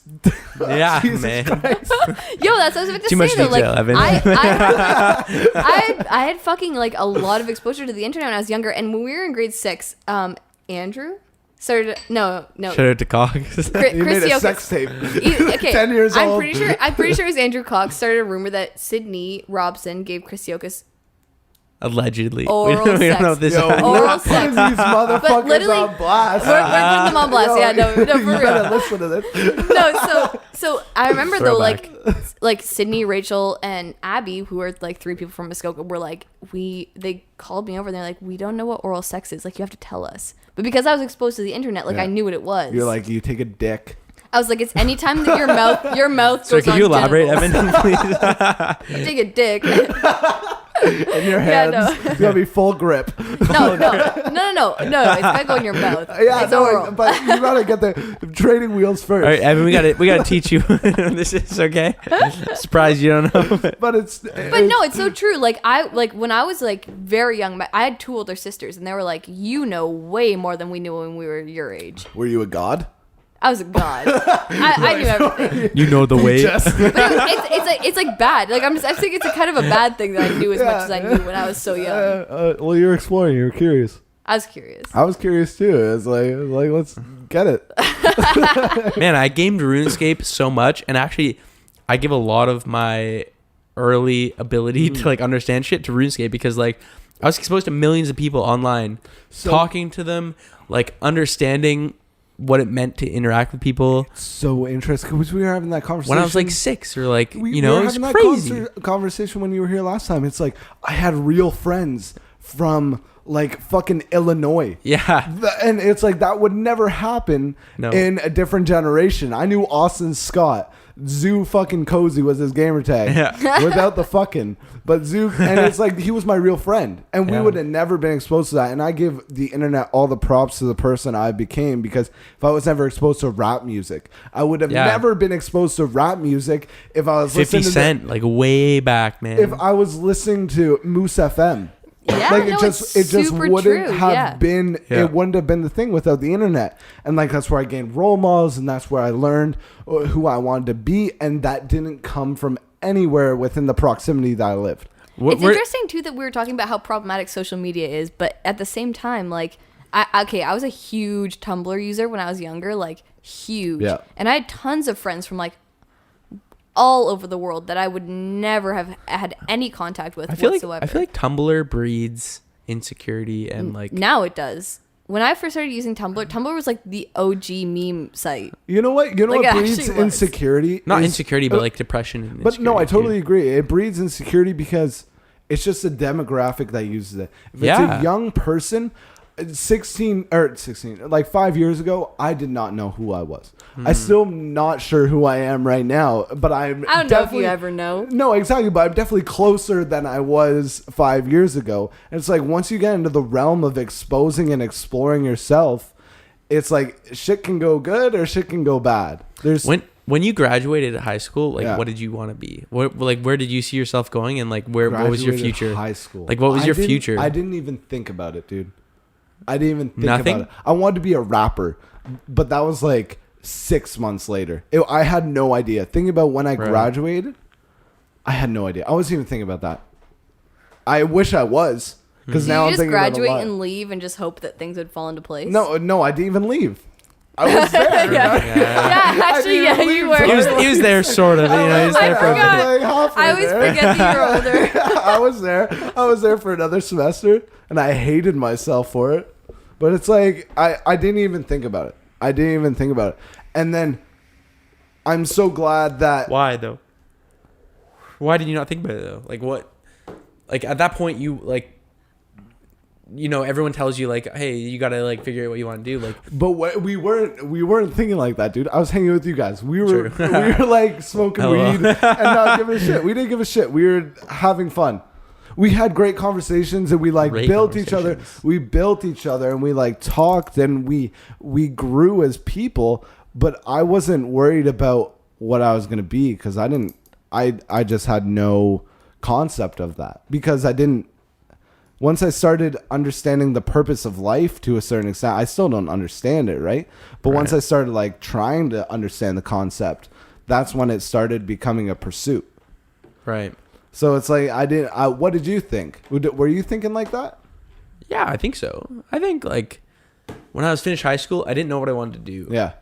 But like I understood to this day I still kind of think like I understand the system, you know? Yeah. And I think like there's a system, you know, and it's like you got to play it. Yeah, 100%. And like, you know, you can disagree with that, but you can't disagree with that because that's base reality. What Yeah, we were it's base talking about reality. before, there's a base reality that we all have to agree to facts. We are in a capitalistic society.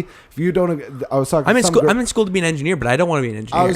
I was talking to some girl the other day at work, and she's like, so I asked her if she went to school, and she's like, no, and she's like, I think I'm smarter than the system, and she's a sweet girl, but that's arrogant. Yeah, That's very that's arrogant. arrogant. It's Yeah. like you can't. What are you saying? Because you. It's saying that. What does that it's even like, mean, though? No, exactly. You don't even know where you don't coming understand. Clearly, you don't understand the system. If you're trying to, you don't understand shit because like you're not smarter than the system. She's an Alex Jones follower. She's not smart- even. smart- She'd be probably a step. a little ahead of bit, give her a little bit of credit if she was an like- Alex Jones Yeah, follower. at least she got some passion for something. Yeah. If that's flat Earth or if it's not, she got something. But it's like that's arrogant. I think I understood back in the day. Like, I was just in a dark place though. I wasn't myself. Right. It was me figuring out myself. I wasn't honest. I wasn't vulnerable. I was vulnerable and honest with you guys, and you guys like saw who I was, and you appreciated that of me. I appreciate you guys for appreciating that of me. But it's like it was just feeling out time, and everybody's got their different timelines. Everybody's on a different timeline. Right. So it's like it takes time, and I'm not mad at where I am right now. Because if that didn't happen, then I wouldn't be at where I'm at right now. Yeah, exactly. So it's like... Yeah, exactly. I read a book recently called Free Will, and it's like... Sam Harris. Yeah, I messaged you, right? Yeah. Was it the same guy you're talking about in the podcast? Yeah. And it talked... Because I don't know if you got my message or whatever, but anyway, he talks about how, like, nobody has free will, and, like, everything that you do is, like... It's predetermined. Predetermined from, like, your past experiences. And, it's interesting. 100%. And I'm a skeptic, you know. Of course, and it's the different... I don't think you can have that mindset and like live a happy life. To be honest, like, I think you can. To an extent, it's. I don't think you can live by it. You can't live by it, and it's like it's not that mindset's going to help you at all. No, you know what I mean. That's the thing. Right. You have to understand what's going to help you in life, and it's like that's not going to help you. You have to have faith in something. There's got to be faith somewhere. That's what I was lacking back in the day. You know what I mean? When you're in those dark places, you lack faith. You lack ability to understand what you can become.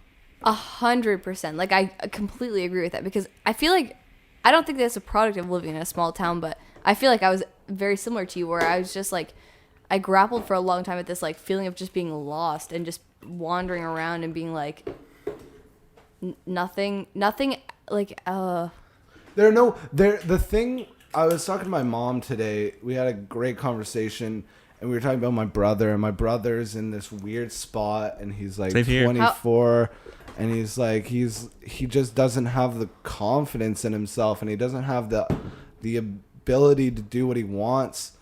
And I asked her like, who are his role models? And she's like, he doesn't have any. And it's like that. There's no role models in Muskoka. Who are your role models? Yeah, yeah, definitely. There's no one. It's funny. you can't let it be your parents. You can't let it be your parents, and you can't let it be fucking guy doing roofs. Unless you really want to do roofs. Unless you really want to do roofs. No, and I don't want to shit on the guys who say that the role model people are doing roofs, but like no, that's your thing. You know, no, but it's not the guys who are doing roofs. It's the guys who like understand that industry and like. But every that's single the role person model, from Muskoka is not going to be doing roofs. Right. I hope not, at Yeah. least. Yeah. Because that would be unfortunate. It's an interesting thing though, because like my sister right now is in high school. She's in grade 11, and she's like had a really rough go. And I think so me and Chris both had Mr. Reisenberg. Oh, of course. Shout out to Mr. Reisenberg. Shout out to Mr. R. Somebody shout out to Because- He's a fucking legend, yo. for No, real, though. He's a He's a great He was guy. a star. He was a star. Yeah. No, like He did a lot of good, He said something to me that like stuck with me for like my whole life. Like I'll never Me forget too. it. And same with Chris. Like we had somebody who just said to us something that just like it fucking stuck. But my little sister like has just been kind of shuffled through the education system with shitty teacher after shitty teacher, and she's had nobody who's like said you can be something, and she's literally lost all faith in the system like whatsoever. Yeah. She actually like dropped out this semester, and she's just gone to the CLC. Grade 11? She's in grade 11, and Yeah. she's just like, I can't do it anymore. Yeah. And that's She's not a dumb kid either. and Like, no, No, exactly. she's a smart kid. We were talking about last time. Shout out to fucking Carter Farrow. Just what a wonderful soul. honestly, greatest He guy will. on this He will. planet. He could light up a night sky. Is what He could. Carter. He does. He does. He light up does, the night and sky. he has. There's something special about that kid, and everyone who meets him will not disagree. And if you disagree, you're probably the Antichrist. you're probably a devil. No, you're like kind of the Antichrist if you do agree with him. It's true. You're both. That's Yeah. why he's beautiful. But it's those. It's such a. We were talking about being in a small town. It's such a sad place to be in a sad place. Yes. It's such a sad. And when you're in the city, you kind of got inspiration from art and from different cultures and different. But when you're in fucking Muskoka, it's a hole. Yeah. It is. It's a And hole full when of you start to fucking spiral cocaine kinda and beers Yeah. and cigarettes. Yeah. If you start to kind of spiral downwards, like there's so many things that just enable you to keep spiraling further and further Because down. into your hole. we're linking back to the conversation we had before about our Facebook feed being catered to us. Yeah. Our Facebook feed when we're in a small town is catered to us. Yeah. We hang out with the same people. We talk about the same things. It's just a fucking wind tunnel. Yeah. Yeah. No, I agree. Yeah. It's The sad place to me is a sad place, but I hope your sister figures it out. I'm sure she will. that's right? that's what I'm hoping for, right? Like that's why I'm saying like I feel so privileged that I had very good teachers kind of throughout the line who Yeah. just kept like continuously like reminded me that there is a reason that I'm doing the thing that I'm doing. See, it was never the teachers for me, but it was like the friends. Yeah. That's Me what too. pushed me through. Right. So my sister does not have good friends. Like she has had That's a big problem. shit show of a go. Yeah. Like Tim I Ferriss won't go says into it. you are an average of the 5 people you hang out with. Really. And I think that's so true. That's it. You're the average of the 5 people you spend the most time with. And I think I've been so blessed. And obviously it's good for me for picking my friends, right? Right. But it's But how do you pick your friends to be the best average you can be? For me, I have to be with people that like if I'm in the room, I want to be like either the dumbest person or like the least social person or like, you know what I mean? Like I want to be the bottom of those 5 people because and that's what is that? That is you pushing yourself out of the comfort zone. Right. And that is what people Need to don't realize. do They when don't they don't leave Muskoka because Yeah. they are scared of leaving their comfort zone. Yeah. Well, They're scared of being the dumbest person. 100%. And I think there are a lot of people when we were going back to the thing where people are talking about, you know, my facts are different from Sucking your dicks? facts. Yeah, Like, sucking put dicks. your Yeah. grip around it. Oral sex. That's what I'm saying. Okay. We'll back to that conversation. So no, but like people are so worried about being the smartest or the best person Yeah. at the thing that they're doing. It doesn't even matter. Like you could be trying something new for the very first time, and if you're not the best person at it, Yeah. you're not going to keep doing it. If you think if you're that kind of person, if you choose to be the best person at everything, you're never going to learn anything. you're never going to learn anything. No. Yeah, exactly. You're not going to go anywhere. It doesn't matter. You're going to be the grandmaster You chess feel playing good all about these yourself. fucking rookies. Yeah, you feel good about yourself, You feel good about yourself momentarily. and then you're like, oh, You look in the mirror, you're like, wow, Yeah. I really suck. Yeah. and it goes, it's just a sad place to be in a sad place in. Yeah. yeah. And that's why I'm moving to Toronto next year, right? Right. And I was thinking, I was thinking about it. It's like I was a little nervous about it. And it's like, do I want to leave like the sort of life I built here? And it's like I have so many friends that are not friends I used to hang out with. I got so many new friends. And it's like I would be giving myself the same advice that I would give to anybody trying to leave Muskoka. Yeah. It's like, don't be a pussy and get out of your comfort zone. And you Yeah. got to do what you got to do. Right. So it's like you got to push yourself past that comfort zone. You got to, no matter what. You do meet people, right? Like 100%.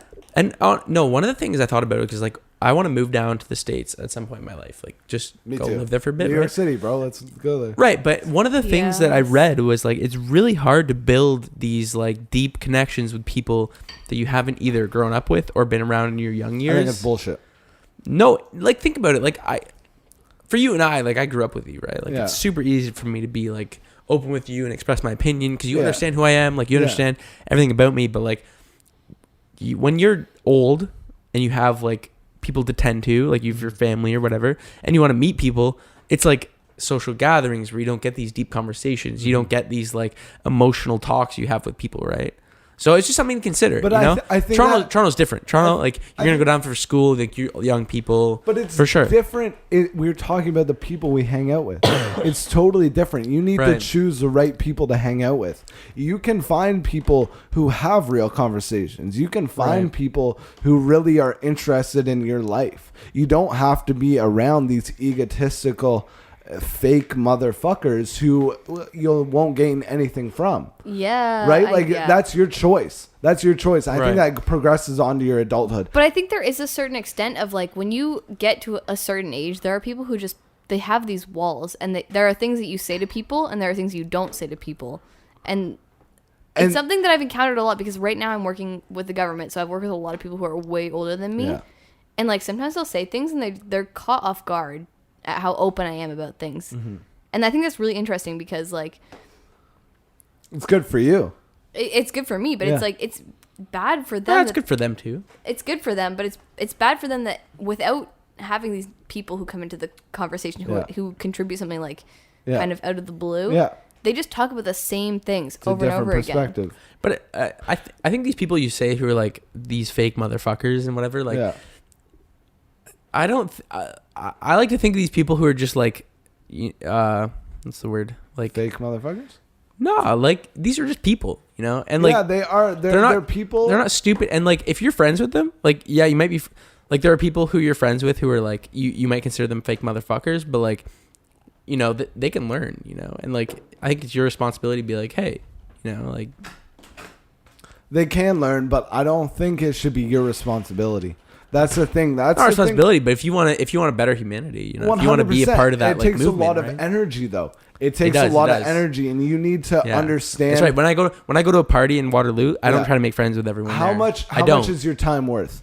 That's the thing. Is your time worth $10 an hour, or is it worth $100 an hour? And that's where you start prioritizing. Absolutely, I think with it all the time. Yeah, exactly. It's who are you going to spend your time on? And 100%, you can change people. You know, you can't change people, but you can help people understand your point of view. No, realize their own potential. Realizing their own potential, that always comes from within that other person. Yeah. That's the thing. So you have to understand. Some people are stuck in their ways. And whatever you say, no matter what, it's not going to change them until their mother dies or until their father dies. Right. Nothing's going to change until that moment happens. And you have to understand that, or else you're going to be wasting your time. Yeah. It's funny. My brother called me today, and he's like, man, I'm moving out. Like, is he with your mom? No, he's living with his friends in this apartment in Muskoka, but he's like, man, in Muskoka. Yeah, in other. I know. Yeah, he's with friends, you know. Yeah. He's doing his thing, and like I'm happy for him. You know, he's happy, right? Yeah. But he's like in 6 months I'm gonna like move out, but like, you know, don't tell mom or dad. And he holds this like importance to my parents, and like I broke that off like a long time ago. I can't like, you know, tell you how much it's I so important to that with my brother. Yeah, because they see these people as role models, and I'm like, you don't need like. I love them to death, both of them. They're both amazing people, right?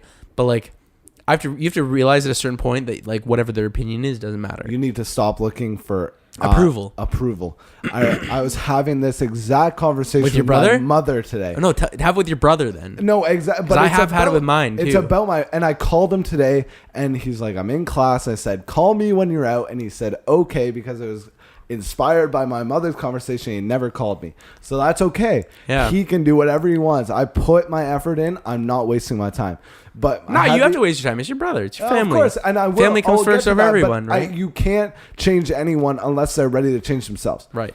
So I had this exact conversation with my mother, and it's like my brother always is looking for approval from my father. I had that same conversation with my mother. It's crazy how many parallels are there. Yeah, and it's. I was telling my mom about this story. You giving her advice? Giving my mom advice? Yeah. Well, we talk like we're friends. It's a different relationship than we've ever had, and it's a different relationship that my brother has with my mom. Yeah. It's a different. We're in the same 100%. It's different, but it's like I was telling my mother about the story that I had with my father, and it was like 4 months ago maybe, and I had these like pants on that they kind of went lower. It's just the style, like kind of the diapery pants. You know what I'm saying? They're the tight jeans. Yeah. I got them at Valley Village somewhere, and I was like, my dad's like, oh, you're never gonna get a job with pants like that. I looked down, I was like, Jesus fucking Christ, Peter Stolpmann, understand your role in my life right now. Yeah. And that's what people have to understand within their parents. Your parent needs to understand the role in your life once you mature. Yeah. And that's where and it's sad for people who don't have. But once you establish that role, once you establish, it's great. Exactly. It's fine. Everything's fine. You need to, and it takes. I know. It takes courage. I was asking my mom, like, what's the difference? I don't understand the difference, and she's like, it's just personality types. And it's like, I guess so, but it's like, what's the difference between looking for approval and standing your ground and understanding that you will be better than your parents? And there needs to be that thing. You need to have the confidence in yourself to be like, I will be better than you. It's not saying that, hey, like, I'm better than you, but I will be. Yeah. And that's they should want that. Exactly. Right? I hope that's what you want from me. Right. And it's like, I'm going to disagree. No, yeah. So, like, it's different for me because I'm an older sibling. Yeah. So, like, for my mom, like, my mom was best friends with her mother, and her mom died when she was really young. So, like, it's a very, very different situation. Yeah. But my mom struggled a lot when I was, like, moving out. And I lived at Chris's house a lot. Well, didn't live there, but I stayed at his house a lot. I lived there. I lived there. I lived there. You I lived there. God bless I pretty much moved in with Chris, though, in grade 12. And my mom, like, had a lot of trouble with it. But I think that it was an important, like, stepping stone for me to move out permanently. And, like, often my stepdad will say to me, like, you don't know how much your mom misses you, blah, blah, blah. And I'm like, you can't make me feel guilty about that. But because my family's never left Muskoka, like, they have a lot of trouble with, like, adapting to the fact that I've moved out. Yeah. And it takes a lot of courage on your side. Exactly. To because be like, it's like you're breaking that boundary. Exactly. Yeah. And it's like being able to continue the conversation even though I'm not close to home. Yeah. And it's teaching your parents a different way. Yeah. That's what we should be doing. We should be breaking that. We shouldn't be fitting into their cutout cardboard box of what we are. We need to be who we are going to be, hopefully to show them a lesson. Yeah, I try to teach my parents more than they teach me. My dad has come so far from, like, who he was back when, like, I grew up and, like, the way I've taught him to think about things, like, think about, like, different cultures and, like, because he's not exposed to that at all, right? But I'm like, Dad, like, things you're saying is not, like, right, or, you know, you just need to think a different way. And like and it's not even saying that what you're thinking is not right. It's showing by example. By example, yeah. It's being that leader. It's a different. When you carve the new way, and it goes to what you're saying. It's like my mom tells me that me and my brother have been the greatest teachers to her in her entire life, and where good for her for like acknowledging that. She's a beautiful person. I can't tell you enough about my mother. I need to meet this girl. Right here. You have. I haven't talked to her. I've met her briefly, but you know. Yeah, I guess you haven't talked to her. Yeah. I've never met your mom. Yeah, no, she's a beautiful person, and enough about my mother. But that's what you should be striving to be is better. And people get caught in this approval, and it goes back to this Muskoka thing and being caught in your wind tunnel. You're always looking for approval from your peer, whether that's your parent or your friend. It's like you need to move on. You need to step out of your comfort zone and think in a different light. Yeah, definitely. And I think there are a lot of people who have children for selfish reasons. Like, your mother seems like a very, very genuinely good person. But there are a lot of people who seem to have kids just to validate some sort of inner, I don't even know, some self-conscious inside thing. Yeah, you want to be a reflect. You want to create one of you. Yeah, exactly. I hope you don't want to. You want a carbon copy of yourself, and it's like. And I hear a lot of people say that's why they want kids. Like a lot of my friends, like, oh my, like you don't want to, like, because I don't really want kids, but they're like, oh, you want a kid because, you don't want a kid. Like I want a kid. I want like a little mini me running around, and I'm like, like that. I don't think that's what it's about. You know, it's not. Yeah, if you have kids to like have something that pushes you out of whatever you're used to, What? That's my phone, sorry. Oh. Yeah, but I totally agree. And going back to my mother, she's always like, whenever you guys were curious in something, I'd buy you a book in it. Because it's not like you are a reflection of me. You are just a flower that I'm getting to watch grow. Right. Yeah. And that's why it's interesting. Good for her. She said, quote unquote, verbatim, she's like, I don't give a shit if you're a gay priest. But like, I just want you to be who you are. Right. Yeah. And it's a beautiful thing, right? It's really good. And I think that's what everybody needs. I think my parents want my brother to be like this successful guy, and I've been influenced by my parents, and I want to be successful, and I think I owe a lot of that to them, right? But like my brother like doesn't know what he wants to be, doesn't know who he is, right? But he like looks for this approval from them because like he looks at me and like me in their eyes is great, and like I'm like sure, like you know. Like I'm me, and like you guys might think that's great, but I don't really care what you guys think. You know, like this is my life, exactly. Right? But he kind of looks for this approval, and I've been kind of trying to teach him, like, man, it doesn't matter. It doesn't like. It's kind of. And I'm teaching my parents too. Like I'm like talking to my mom. I'm like, Mom, you got to realize that like he holds a lot of value in everything you say, and like you need to just tell him that you have unconditional love for him. It's interesting. You're like the middleman. I am. No, I literally am. Yeah. He called me today, and he's like, man, don't tell my parents. Yeah. But I'm thinking like, man, you need to like realize that like.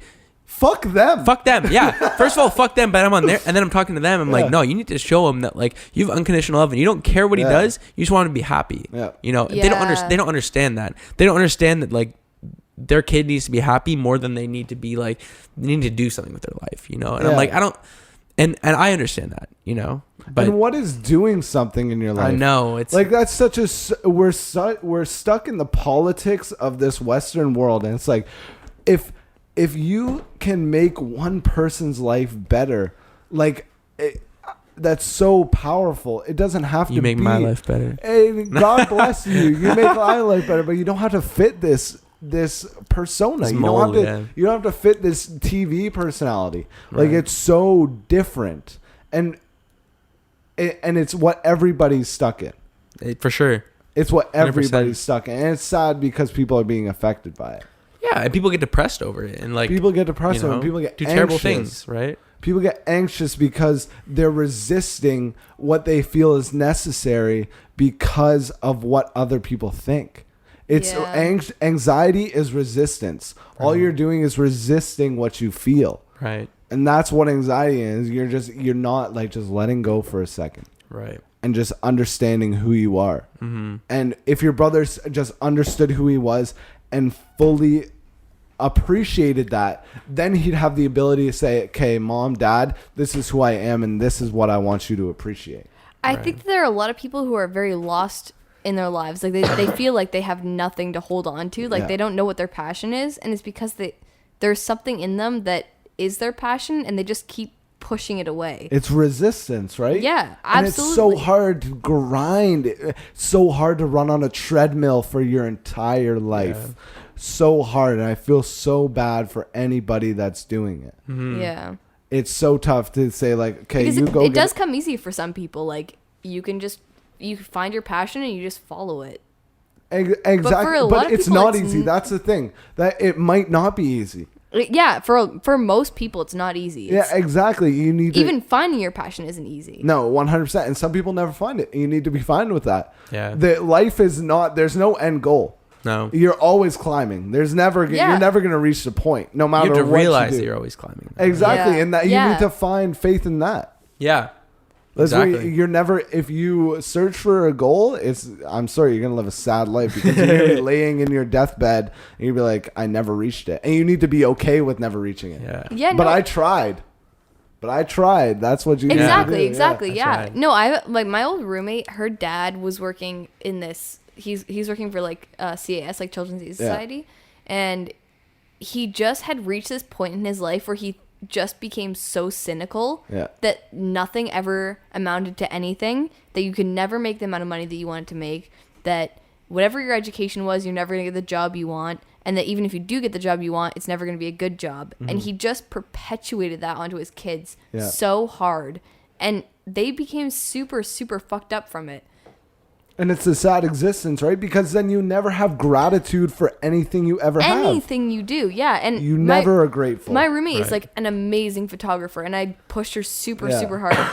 I'm not saying that it was I'm not crediting myself for her like recent successes, but she finally decided to just pursue her passion. But for so long, she was lost in this like PYP. She just felt like she had to like go and take psychology and make money and do all this random shit she didn't care about. And I was like, no, dude, you got some shit that you need to pursue. Yeah, 100%. It's just like chasing happiness, right? If you chase the dollar, you're never gonna be there. Yeah, exactly. If you chase success, you're never gonna get there. That needs to be a landing pad that you land on. Yeah, it shouldn't be the target. No. Yeah. It should not be the target, or else you're fucked. You're landing in the water and you're drowning. Yeah. And you're just going to live a sad life. You know all these people. It's just a common story of you're making $120,000 a year, but you go home and you stare at the ceiling when you're in bed thinking about how it's shitty funny. your fucking life It's is. funny, but like you say that, and I think people take that the wrong way. Because like people, like what I'm going for is like, I'm looking for success, right? Yeah. And so what? But what are your terms of success? That's the thing. It's not a blank. That's the thing. It is a blank page. But like, success means something to you. So what does success mean to you? what does success mean to me? It's just doing better than I did the day before, right? But like people don't see it like that. Like people, like for example, Carter. I sat down with Carter one day, and he's like, man, you're working this great job. You're going to this great school. Like you're gonna be great, but like, all you're going to amount to is this guy who's like working a better desk job. And then the next day you're going to be working the same desk job, making more money, blah, blah, blah. And you're just going to be known as that guy who worked in an office and like did amazing or like made a lot of money. Right. And I'm like, sure. But that's not the way I think, you know? And I don't think that's not the perspective that I think you should have, you know, like for all the people that want to do that, and won't amount to much more than that, good for them. Yeah. You know? And that's true. I think, yeah. And I think that like he has a negative view on that because he sees society as this like this ending point of people who just want to like climb the corporate ladder and like just keep going and then never get anywhere. Yeah. And I'm thinking like, no, man, it's about the climb. It's not kind about of like a double negative, right? Because he thinks that's that everyone should be different and not do that. But then when you think everybody's different and should not do that, then you stop doing that. Exactly. It's a double negative. Yeah. And it's like you're kind of contradicting yourself within the same statement. Right. It's actually funny because my best friend Zoe, she has like the opposite. Shout out opinion. to Zoe Grubb. Shout out to Zoe Grubb. Sweetheart. Love her to death. So Zoe feels like right now, like she has all these things that she like, all these hopes that she wants to change. Like all these things in the world that she's like, this needs to change. And people keep telling her over and over again, like, you need to give up on that because it's not going to change. Fuck those people. And that's what she feels like. She's like, she's just been beaten down so hard by all these people who are like, you have too much optimism. You know what I say to that? Fuck them. Pray for the weak. I don't know. If you're strong, you can do it. And if you're not strong, there's nothing. You can still do something. You can do anything. It doesn't matter. If you're not strong, you can still do something. One of the greatest things I live by. You can make a ripple. You can make a ripple. And it's like that metaphor of the butterfly's wing starting the hurricane. I fucking hate butterflies. There's this metaphor that a one butterfly flap of the wing can start the hurricane. Right. And that's a true metaphor. It's like you can do something. And if other people don't think you can, they're weak. They're weak because matter. they don't see it within themselves to make that change. Exactly. One of the greatest things. If you do something, then it's going to make a difference. Doesn't matter. Yeah, no, for sure. One of the greatest things that like I've lived by and like I preach and like let this sink in, but it's like if someone else can do it, you can do it. Like there's 100%. just another human being on this planet. And if someone else can't do it, then you might be able to do it. No, I don't know about that one. That seems like a little negative way to think about it, you know? A little stretch. Because you can't rely on other people. You can't rely on the other people who can't do it, right? True. It's just about like if somebody else can do it, then you can do it. But just because somebody else can't do it doesn't mean that you can't do it. Right. True. Yeah. I think that's what you're trying to say. It doesn't mean that you want to do it. It doesn't mean that you want to do it. And if you don't want to do it, don't do it. Don't do it. But if you want to do it, do it. I mean, if you're reaching for something that's absolutely insane that cannot be done, maybe believe the people who tell you can't do it. Well, but exactly, I disagree, though. I disagree. There's a balance. You need to understand when, if you're trying to do something, you need to understand. You need to have self-awareness and understand. You have to have some balance. That No. Exactly. I You think you need- need to understand that it might not happen. Right? If it you're- might not happen. If you're a but don't pawn- understand that it can't be it done. can't. It can't You're be right. done. Yeah, You're I right. But agree. if you're a pawn, you can't be a queen. I Yeah. disagree. I totally agree with that, because I think if you're a pawn trying to be a queen your entire life, you're gonna live a miserable life. If I tried to be a rapper for my entire life, I'd be a fucking loser, dude. See, but I disagree. But No, yeah, no. Because if somebody else can, if Logic can do it, if he can be Yeah. that white guy who just knows how to rap like a fucking genius, Yeah, but what if you don't know how to rap? There's a moment. then you learn. Then See- you get to the point where you do know how to rap. That's what I'm Is that- saying, is man. it Like, 10,000 but hours? if you, it is, but it's a beautiful. But it's if you, what if Jeff Bezos wanted to be a carpenter? If he thought he could be the best carpenter in the entire world, then he would have never started Amazon. So right. There needs to be a balance between understanding your place and understanding your abilities. You need to understand your place. if you know your place. But you can't think that you are the almighty God. That's the thing. You need to play your role. And I think there's power in that. 100%. I think that you can't say that you can't be a pawn and hope to be a queen, but also say fake it till you make it. But, Because if but you're a pawn but and if you're already faking- thinking you're a pawn, then you're never gonna be a queen. You're right. If you think you're a But- queen, you can be a queen. So like, don't tell me that like a pawn can't be a queen because he's already a pawn. You know what I mean? Yeah, but if If you tell me you can't be a famous if you're- rapper, if then you're you're- never gonna be a famous rapper. if you're That's a the end of the pawn- story. Like, no, but if you're it's not gonna happen. No, of course, Yeah. course. But if you're a pawn and you want to be a queen your entire life, you're gonna live a sad life because you're gonna be reaching for the goal that you're never gonna acquire. But who said you were a pawn? Yeah, exactly. I'm not saying that pawns are lesser. Pawns are a part of the role. Pawns are not lesser than Right. the queens. They're just a part of the team. Right. And that's the role. They're not lesser. They're a part of the team. There's no hierarchy in this. Right, but everyone knows a But queen if is better you're- than a pawn. if you're in aspiring- the But game of why? chess. It's not better.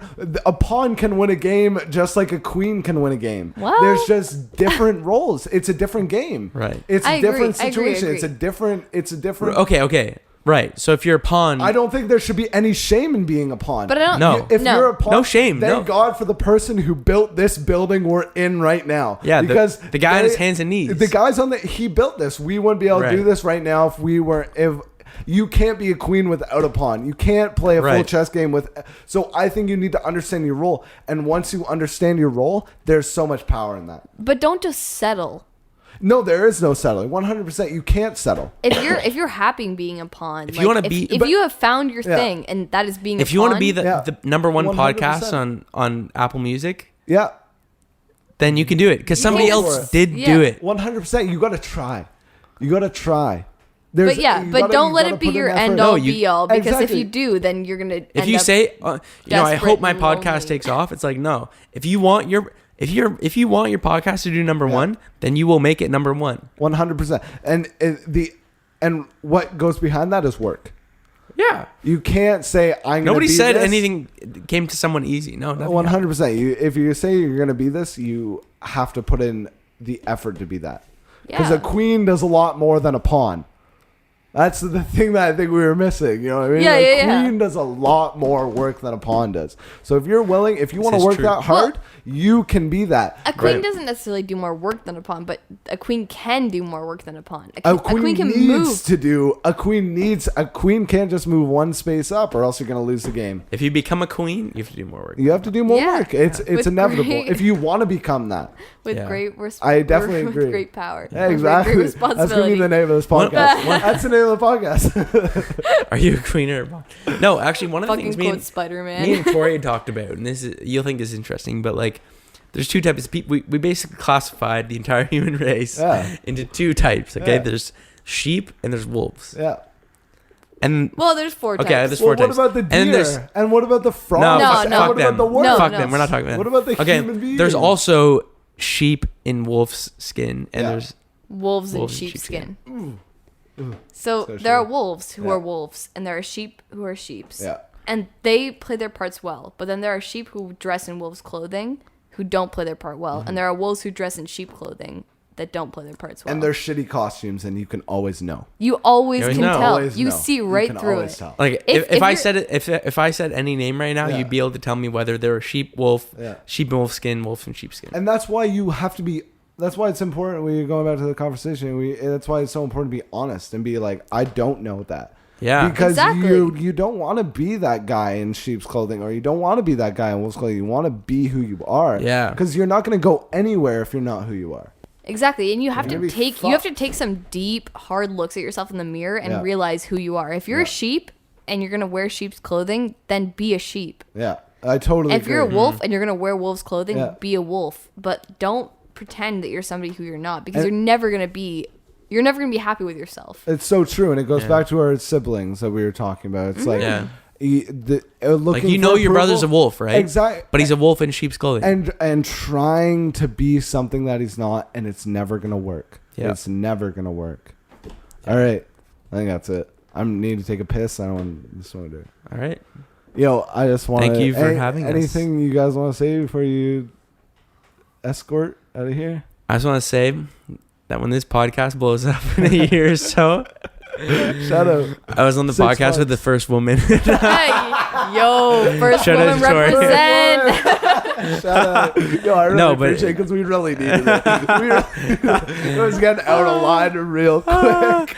No, but honestly, man, thank you for having us. And Yo, I just want to say I appreciate Round two you, soon. 100%. You'll be back, but I just want to appreciate you guys because if you guys weren't there in my life back in the day, I wouldn't be the person who I was. And that goes out to everyone who I had those intimate moments with, who had those conversations. I spent a lot of time with you back in the day, and we in those 16 to 18 years old range, there's a Yeah. lot of growing that happens there. Yeah. And I'm glad it was with you and with you Me too, guys. man. You know what Yeah, I mean? you too, 100%. man. It's a Yeah. different.